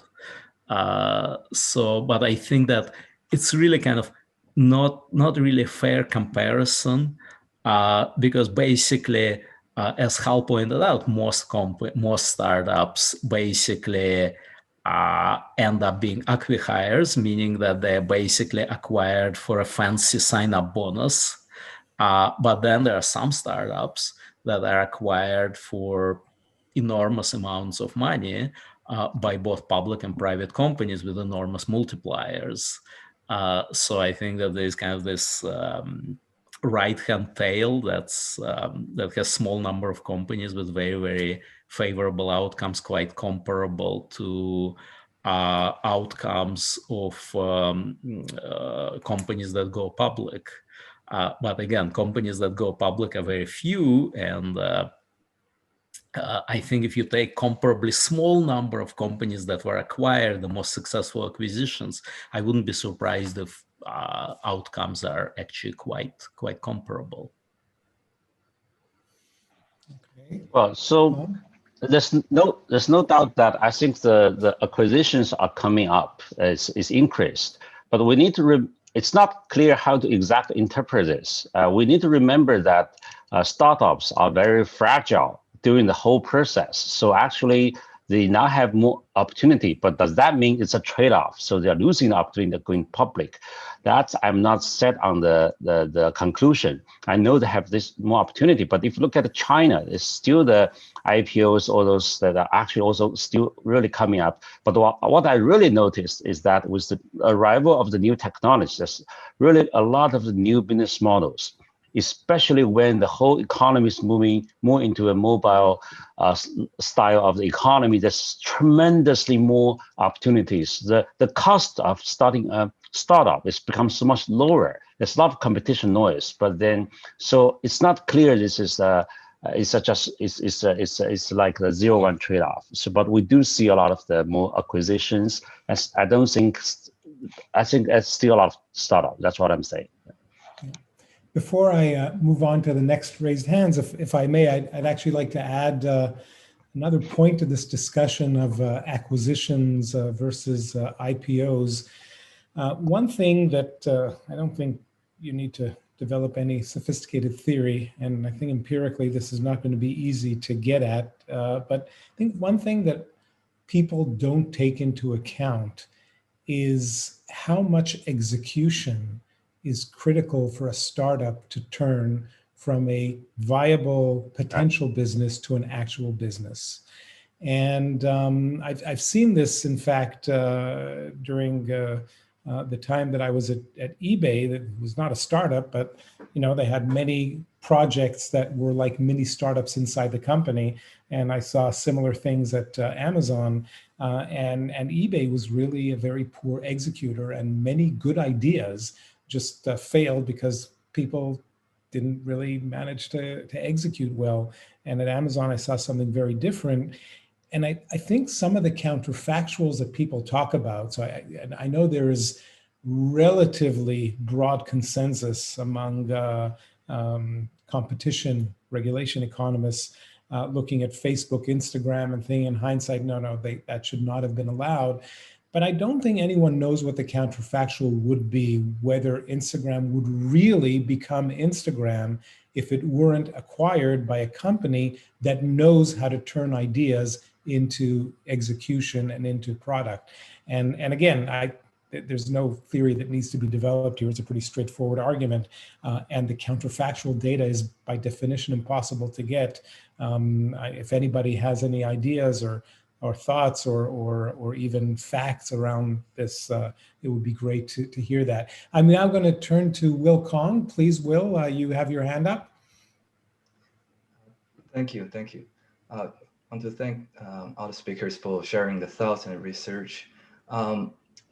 I have one question to all the speakers, especially Michael, because it's very closely related to your observation that marginal cost is really diminishing. So in that sense, I'm just wondering, should we view this set of tools such as distributed systems, digital platforms, AI, primarily as a general purpose technology that allows scaling?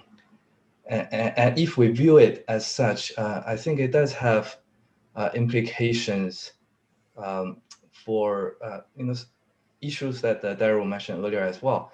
The scaling does benefit the consumers, but for producers, right, intermediaries included, which are producers of service, innovators or entrepreneurs, that's going to lead to more competition for them. And Long also remarked earlier that platforms do help these producers or entrepreneurs to innovate more. So there seems to be a tension, right? That's going to kind of unleash more competition for them as well when scaling is really significantly increased. Just wondering what your thoughts on this issue. Well, I think to some extent you both asked the question and you also answered it quite nicely. So obviously, ultimately, I completely agree with you. AI and many other technologies that are currently available are definitely efficiency enhancing and definitely benefit users and the society. It's just that they could have benefited us even more in the first best outcome, except that, well, we don't have a way to get to that first best outcome. Like, obviously, central planning is not an answer. Any other thoughts on that? Well, I think I'm going to put a little bit differently from what Michael said. I think what we're seeing is that the society is moving into a more consumer-driven society, and especially they're networked. They have a lot of use nowadays. And so with that, we do see that it's now easier to start a startup, but then the competition is also really increasing. So in terms of the failure. So now, because we're moving into a society with consuming a lot of stuff that are not necessary because the society is rich enough. That's why I think you get the consumers' intention, and they know what they want, they like it, becomes much more important. So this, I think I can see that in the future, you do have to spend more efforts to try to tell the consumers and try to communicate with them psychologically and the the needs. So there's a mixture. So you can interpret part of that as a waste of the efforts. You can also think alternatively that we're moving into a society with we're consuming a lot of stuff that are not necessarily needed, like watching NBA or something like that. Not really essential for our survival. But then you really have to communicate to persuade them. So I think that's where this is going. But one thing for sure is that there's more competition on the producer side, even though it's easier to start with that. Thank you, Long.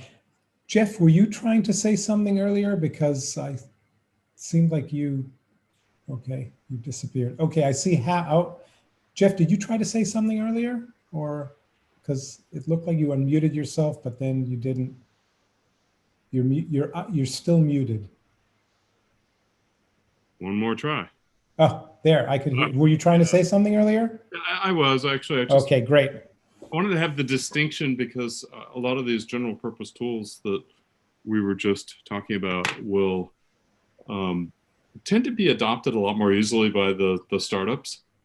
And I think we should talk about the kind of friction of adopting these things for incumbent firms in particular. And I know that, you know, Michael's group and Hal's group have whole sort of teams that's probably one of the biggest addressable markets for your AI tools, but just the amount of effort that it takes in order to get a sort of an infrastructure and data model that could even do something with those general purpose tools, I think is underappreciated. And it's one of the reasons why in a lot of markets, the incumbents kind of get sideswiped by entrants because they're able to use this kind of very low marginal cost tech that you're talking about much more easily. So I think that's kind of worth adding into the conversation because you're going to see different outcomes in different markets as a result.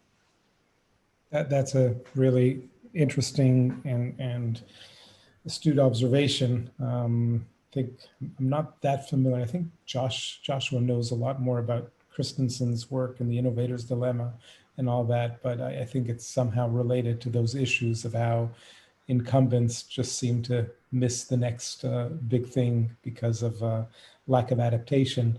And that might be something that others want to chime into. But before that, Hal, you have your hand up, so please join us. Well, I wanted to respond to your point about execution, which is spot on. I mean, it's really quite important. And one of the roles of venture capitalists is to provide the advice, the nurturing, the what should I say, the kinds of support that are helpful to these startups. And once you go public, you don't necessarily have access to that same community. And so you see this very high mortality rate among the small firms. And I think to your other point about how could you do the counterfactual, well, one thing you can apply is a little economic history. Go back to 1995. That's when the National Science Foundation had its digital library program that funded 5 research teams at different universities, and it spun out 3 search engines. There was Lycos, there was Inktomi, and there was Google that occurred at that time. And in fact, when you go look at the Wikipedia page on search engines, there's a whole long list with various search engines there. What would have happened if you'd invested in a portfolio consisting of all those search engines? Well, I would say it would have fairly mediocre performance for all of them, except for a tiny number, maybe 2, for example. And it's that way with other businesses too. Take YouTube. There were 25 different sites for sharing video that sprung up about the same time as YouTube. And if you'd invested in that portfolio as well, it would have been fairly mediocre returns, except for a very small number. So as you look at the financial performance of the survivors, well, yeah, that looks great. You've got a huge survivorship bias there. But if you look at the portfolio or the industry as a whole, there's already a very small number of successes.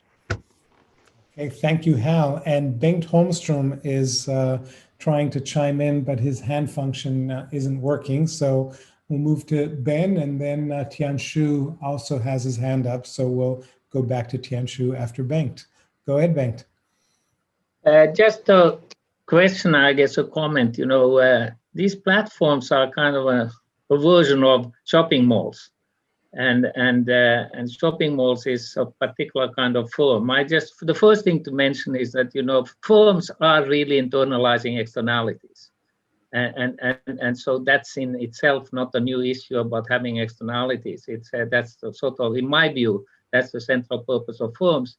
You see it very vividly or simply in some sense in shopping malls, which looks more like what you have, but the customers are free to enter, but you see how it has a much stronger control on the seller side, and so that's something. It's bargain, it's fixed. I'm just wondering, those have a lot of competition, of course, because they are not at the scale that these platforms are. And I just wondering whether there's something to understand about, you know, how those have been successful and been regulated, so to speak, or operate relative to platforms.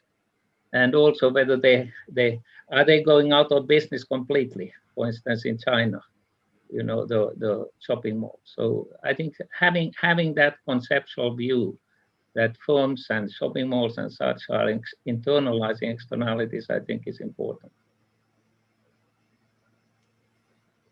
Long, do you know, before we move back to Tianshun, do you know anything about the I mean, obviously, we have a bit of an identification problem with COVID, because I'm sure that's not helping malls that much these days. But pre-COVID, was there any information? Because I do remember reading something about malls in the US suffering while e-commerce is growing. Long? Right. So I guess retail is one area that is because e-commerce is really transforming the retail in China. So that is indeed, I think the traditional shopping malls, retails are being challenged, that's for sure.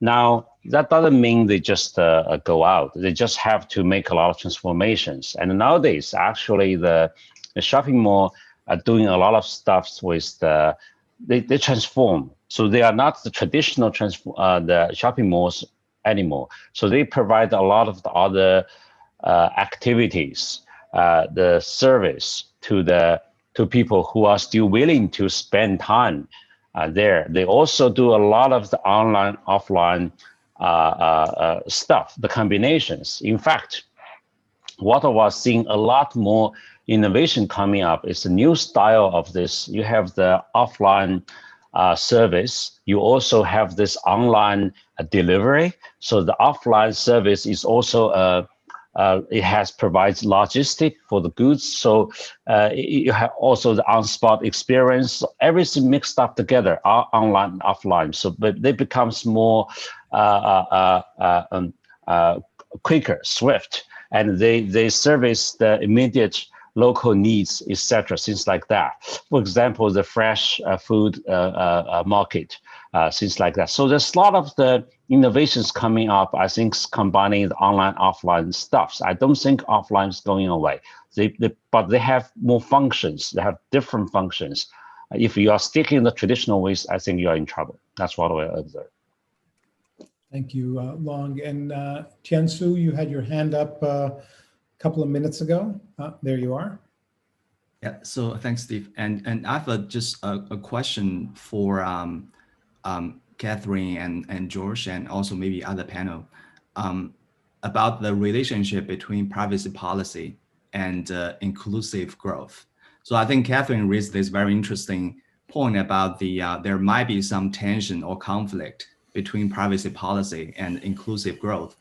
And in my own research, I also saw, like, when, for instance, when data is turned off in recommendation, those users in the rural area or in the who are less experienced about digital platform are hurt more when recommendation is not functioning like like when the data is turned off. So I'm just curious about Catherine and George's point about whether such tension is general and whether there's a way to preserve privacy while still kind of facilitating and the inclusive growth. And I think this privacy policy has a fundamental impact on algorithm fairness. Like as more and more digital services are mediated by algorithm, so the privacy policy would affect the inclusive growth through the through those like algorithm fairness channel. Yeah, just a question for them. Thank you.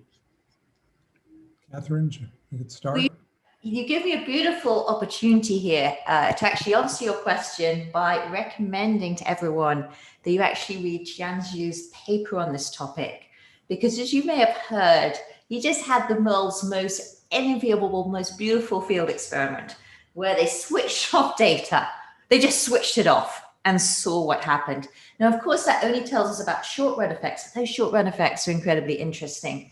And one of the things that really struck me about some of your findings was just perhaps not the surprising finding that smaller entrepreneurs, firms, small businesses from parts of China which are less well connected were the ones that suffered the most.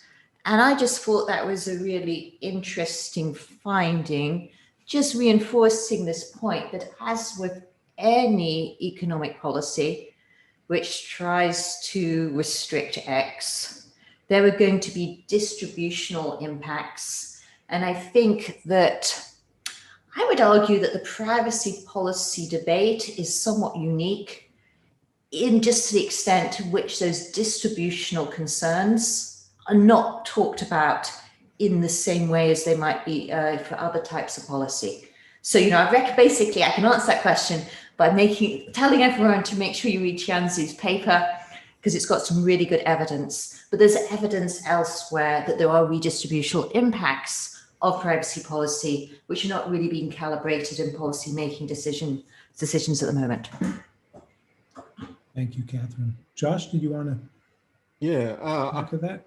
Yeah, I too thought Catherine's perspective on this was extremely interesting. And I think we're seeing this impact of privacy policy all over the place.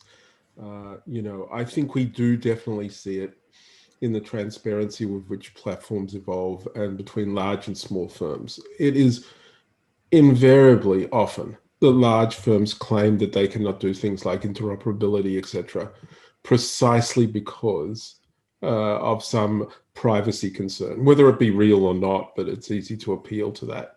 And we know that when you have any regulations that people can appeal to, you're going to have those distortions.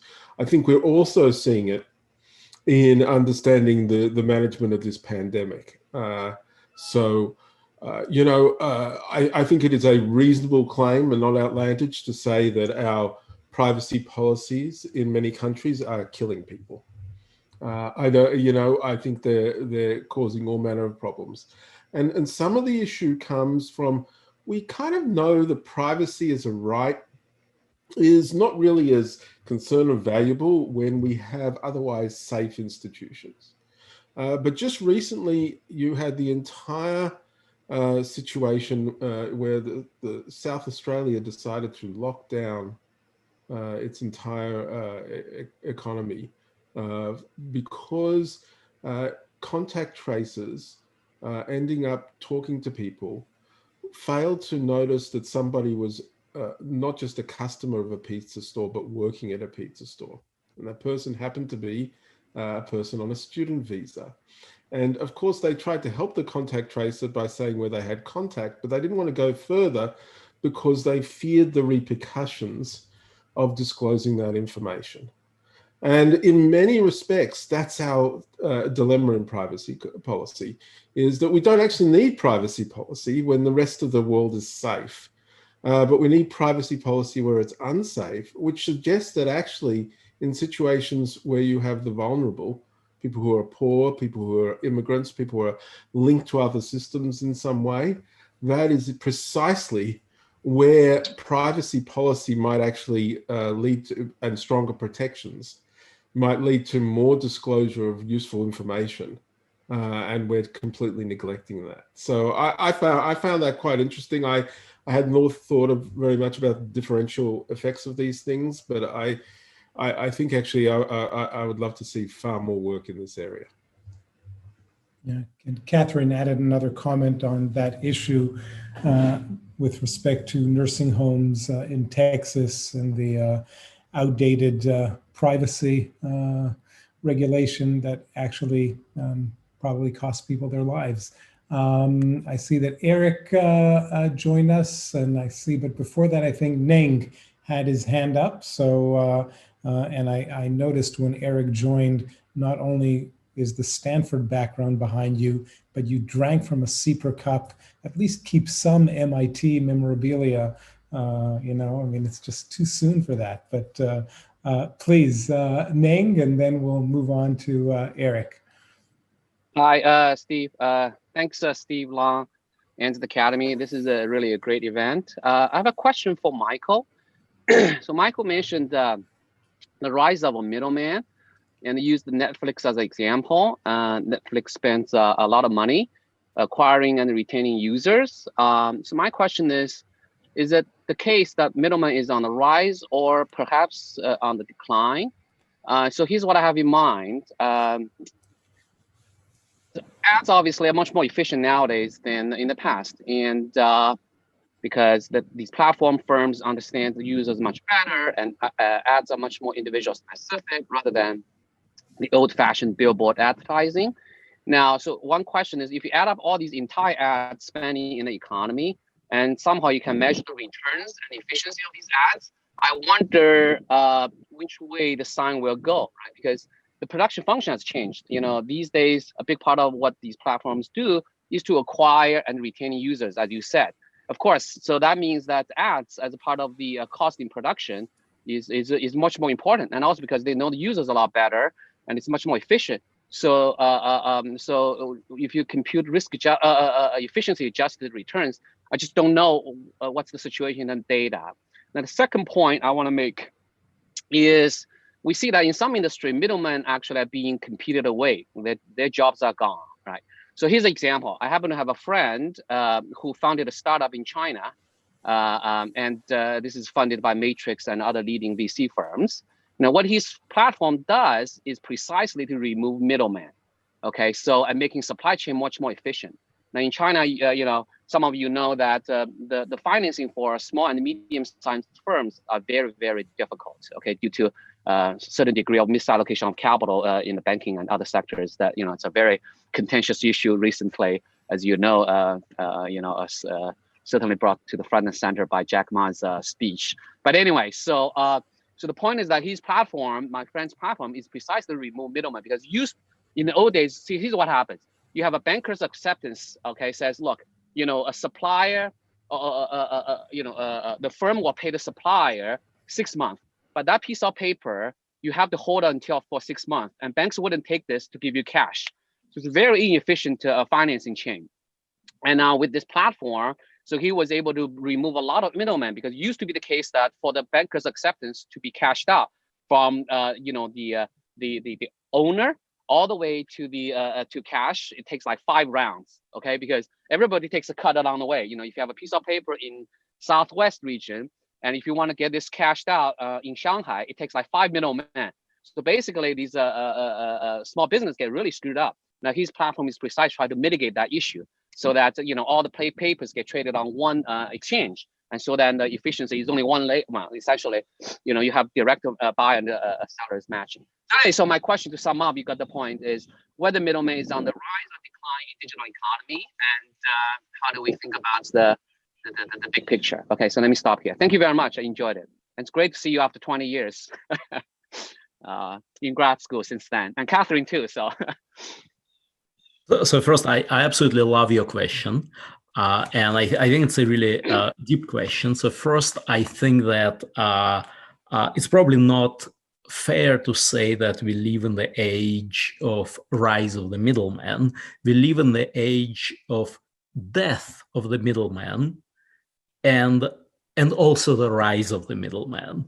Right. So and we see it all over the place. That's my point. Wherever we see middleman, there's an opportunity to disrupt the middleman, and we see middlemen disrupted, right? We used to have display advertising industry where middlemen would often take something like a 30% cut, sometimes even more, like 50% cut on an ad sale, on a $50,000 display sale. Wasn't that unusual?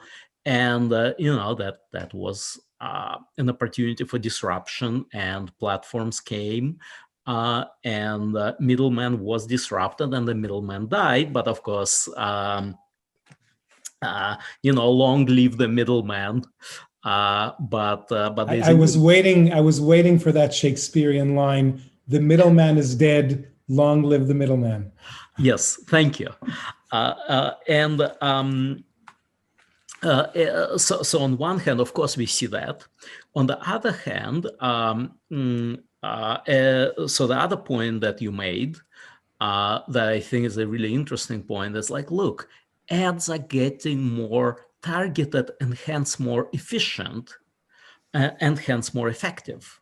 So could that compensate for basically extra incentive to push the marginal unit?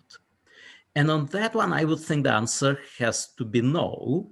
So let me give an example that I actually learned from Hal Varian from one of his talks, and it's a beautiful example. So when you look at sponsored search cost per conversion for wineries, you see that to sell a $30 bottle, a winery would spend in advertisement more than $30. So how could they possibly make money? Well, on future sales, right? So there's hope of future sales. How come the price for selling one bottle of wine, the cost per conversion is so high? And the answer is, because you're bidding up against other wineries, right? So, wineries sell a fairly high marginal cost good, but imagine if you were selling a low marginal cost good. And now on the margin, right? So imagine you and me are producers of a good, let's say marginal cost 90 cents, we sell it for $1. Well, we are not going to bid up ad prices that much. So now let's imagine somehow we move to a technology where we have high fixed cost, very low marginal cost, and there are some things in the market that prevent us from going all the way down to marginal cost, as they would, because we see that costs don't collapse to marginal cost, because otherwise nobody would enter. But we'll bid up those prices for the marginal unit. We will invest enormously into selling the marginal unit. So I would still think that kind of this go-to-market aspect is really kind of the one that wins. So you spend a lot of money on acquiring and thinking about how to acquire that marginal customer. And I think it also goes back to an excellent point that Chen made before, and what he said, and I really loved what he said. He said, look, we live in the world of plenty.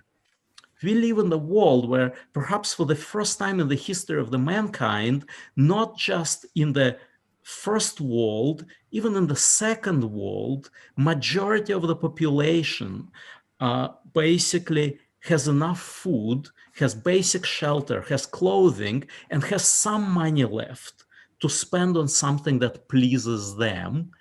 And there it's discretionary, and it's up to the fancy, and hence you have to invest in advertisement to convince them to buy this or that. And of course, it's even more dramatic, that truth that we heard from Long. It's even more true in China, where the previous generation is like several inches shorter than the current generation because of malnutrition. So we know exactly where the previous generation wanted to spend their money 40 years ago. There was not discretionary, complicated choice. Should I buy this or that? Is it fancy or is this nicer? No, you just go for, rice and beans. So today we have the billions of people who can indulge themselves. And the question is, is advertisement a friend or a foe? in shaping our preferences and steering us to something that we don't need, away from something else that we don't need for our survival. And I think it's a philosophical question. And according to my religion, there's a clear answer to this question. And the answer is that advertisement is both a friend and a foe, but more of a foe than a friend. And here's why. Imagine there are two goods. One of them is really expensive because monopoly protected somehow. And let's say it's harmful for your health a little bit. And the other is free, has no profit margin, and is good for you. So which one of those, and let's say ex ante, they're equally good. So which one of those two goods would you rather consume? The expensive and harmful one, or a free or cheap and healthy one? Well, the answer is obvious. Of course, you would rather develop a taste for that free one. Well, but the expensive one is expensive because there's some kind of monopoly power. So whoever produces is willing to advertise. So he will steer your taste with advertisement away from your interests. So the question is the story that I'm describing a hypothetical one, or is it real? Well, let me name you one example of expensive and a cheap good. The expensive good is Coca-Cola or bottled water. The cheap good is tap water. Well, tap water is actually healthier than bottled water and a lot healthier than Coca-Cola. And it's free, but nobody advertises it. So it's just one example where clearly advertisement distorts preferences in a way that you would never choose, and that you would not want your kids to have preferences distorted in this way. But I think that story is pretty ubiquitous. So I think from a philosophical point of view, we as a society should worry about advertisement. And, the point remains there are a lot of good things about advertisement, and many new technologies maybe would have been adopted much more slowly without advertisement. But we have to worry about advertisers not having the same interests, our interests in mind. Thank you, Michael, for that comprehensive answer. And before I let Eric chime in, I can't see him suddenly. Are you still there, Eric? Oh, yeah, there you are. Just a message from our sponsors to all 56 of you. Please drink tap water. And with that, Eric. How about coffee? I hope that's okay as well. It's my preference. I've learned it from advertising. So thanks, Steve. And I should say there are so many things I love about MIT, including my many good friends I see here, like Catherine, Marshall, Jeff, Bank, John, I think, and maybe others. So hi to all you guys. One of the things that I hadn't realized how much I would miss was the Eastern time zone, which is also a wonderful thing about MIT. I'm glad Michael brought up incentives and this question of friend or foe. And he emphasized that the changing of preferences, which can be good or can be bad or can be good. It can be good that you learn new preferences, by the way. Learning about classical music or other things that may or may not be expensive. Or advertising to fulfill preferences. But I think it brings up a broader point and a lens that we all know, which is this trade-off between private versus social incentives. And Joshua and Catherine had this in their discussion as well. And often they sharply differ. And I just find that a very useful way to think about most of these questions. And as you go through the list of issues, you can sort of see when they're aligned and when they're not very well aligned. Joshua brought up, for instance, the interoperability issue and how a lot of the network platforms will argue vociferously that interoperability is very difficult or impossible. And sometimes there are, of course, technical issues, but often I think if you just look at the relative incentives, interoperability tends to destroy monopoly power. So there's a huge divergence there between the social benefit of interoperability versus the private benefit. So of course, they're going to look for ways to slow it down. And it's something where perhaps the government needs to step in and say, well, we know you don't like it, but you have to do it anyways, as they did with telephone number portability. And Joshua has written about that. And the privacy and information sharing, especially when it was respect to COVID, is another really good example where that differs. Or you may have talked about this earlier, that the access to data for machine learning is becoming increasingly important, and again, things differ there.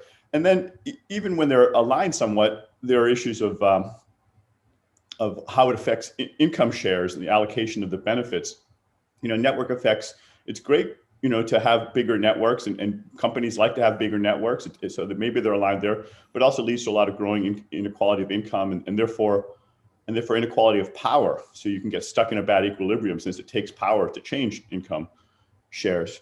So looking at each of these questions from this lens of social versus private incentives, I think really highlights when you want to have some options to intervene, and when you may have too much incentive or not enough incentive in particular directions. And so I just wanted to highlight that point. Thank you very much, Eric. I think that's an excellent point. And before I'm going to let Jeff and Catherine each contribute just a minute if you can, because I see your hands are up. And then I'm going to transfer it to our real sponsors, the Luohan Academy, who are going to do a quick poll.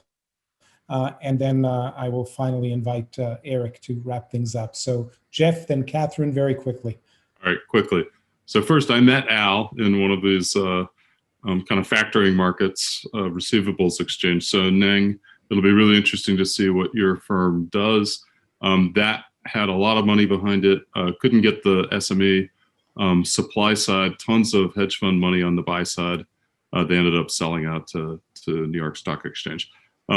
And then on middlemen, Michael, great point, long live, they're dead and long live. I often find a lot of industrial markets and sort of these B2B markets have middlemen in them. And the value proposition of a lot of these platform ideas is to disintermediate them, but it seems to work better to co-opt them.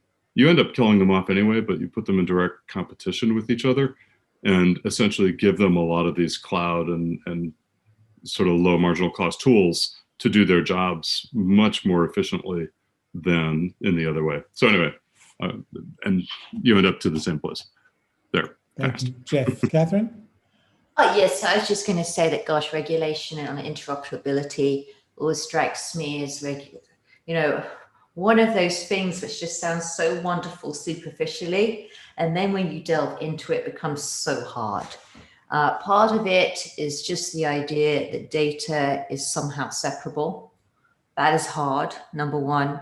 And number two, we have examples of instances where governments have tried to make data interoperable, which has happened in the healthcare space.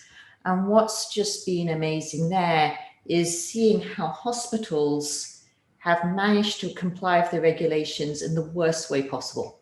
And by that, I mean that typically you get your patient data on a CD-ROM, I kid you not. And, good luck on finding that CD-ROM reader. So I'm just saying, love the mantra of interoperability, but it's somewhere I think where economists can help really think, well, is this as easy as it sounds?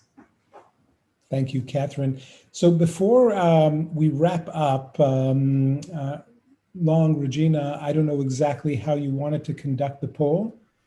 Yeah, I got it. Thanks, Steve. Okay. Thanks to everyone for coming together across different time zones. Before our working group gives the closing remarks, I just have a few housekeeping notes. Since this is a closed-door meeting, we kindly ask that the content shared here by our speakers and panelists not to be shared to the public. And second, to better facilitate our next frontier dialogue, we would love to get your honest feedback. I'm going to send out a short feedback poll. And our team would really appreciate it if you guys can fill it out. It would just take probably like 30 seconds or a minute. And yep, that's it for me. Thank you very much. So we'll put the poll to the side, and I will now transfer the stage to Eric Maskin, who I'm sure everyone knows his amazing work across too many things for me to list. And maybe a few people here, and not sure, know, but most of you don't know that he is also the best PhD advisor in the world. And I could attest to that from my own personal experience. So, Eric. Well, thank you, Steve. You never fail to embarrass me, but embarrass me in a nice way. It's been a fascinating couple of hours, and I've learned a lot. I'm sure I'm not the only one to have learned a lot. But rather than trying to summarize what we've heard, I'd like to raise an additional point, and a point that is highlighted by some recent work by Matt Elliott, Ben Golub, and Matthew Leduc, which I think is quite relevant to today's workshop.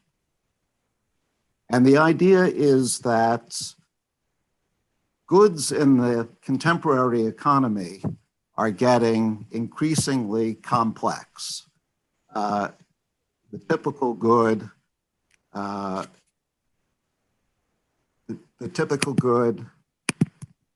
consists of or requires more and more inputs than ever before. And because the inputs are more numerous, supply chains themselves are getting longer and longer. One implication of the longer supply chains is that there's a greater potential for disruption. If I'm a firm producing a good that requires lots of inputs, and I can't produce without those inputs. The more inputs there are, the greater the probability that I'm going to have to stop production if one of those inputs is not supplied. Now, of course, there are things that I can do to mitigate this risk. In particular, I can try to protect myself through multi-sourcing. Rather than acquiring a given input just from firm A, I can arrange to acquire it from firm B as well. And so if for some reason A can't provide the input, I can still get it from B. So we can expect supply chains, the supply network, to have a certain amount of redundancy as insurance against disruption. And the more complex goods are, the more redundancy we can expect to see. But one question to ask about this redundancy is whether we can expect to see the right amount of it from the standpoint of the entire network. Will firms choose to multi-source in a way that maximizes the total output of the network? And interestingly, according to Elliott, Golub, and Leduc, the answer is no. We will not get the right amount of redundancy, at least not without corrective policy. And here's why. Suppose that I'm a firm and I acquire an input not just from firm A, but also from firm B. Well, this not only protects me from disruption, but it protects all the firms that I supply to. This is an externality. And it's an externality that I don't have an incentive to internalize. I'm conferring a benefit on these downstream firms, and I don't have any incentive to take that into account. So we can expect insufficient redundancy in supply chains, and we saw this insufficiency all too clearly when the pandemic struck. And the only gets more severe as goods get more complex. Complex networks are likely to be more vulnerable to disruption because of insufficient redundancy. Now, of course, these externalities can be corrected by adjusting prices, by introducing taxes, appropriate taxes and subsidies. And this gets me back to the topic of the workshop. It suggests the interesting possibility that platforms themselves might be able to correct the externality through their pricing policy and make supply networks less vulnerable than they would otherwise be. Perhaps this might be a worthwhile direction for future study. Anyway, let me stop there and offer my warm thanks to all the speakers and participants, and especially to the Academy for providing the platform today. Thank you.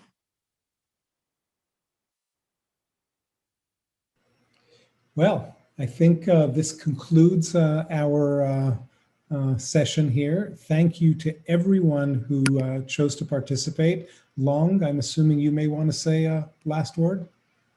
No? You're good. Okay. Well, thank you, everyone. Thank you very much, Eric, for wrapping this up for us. And I hope to see many, if not all of you again in another one of these sessions. All right. Thank you. Thank you, Thank Steve. you. Bye-bye. Thank you. Bye-bye. Thank you, Steve. Thank you all. Bye.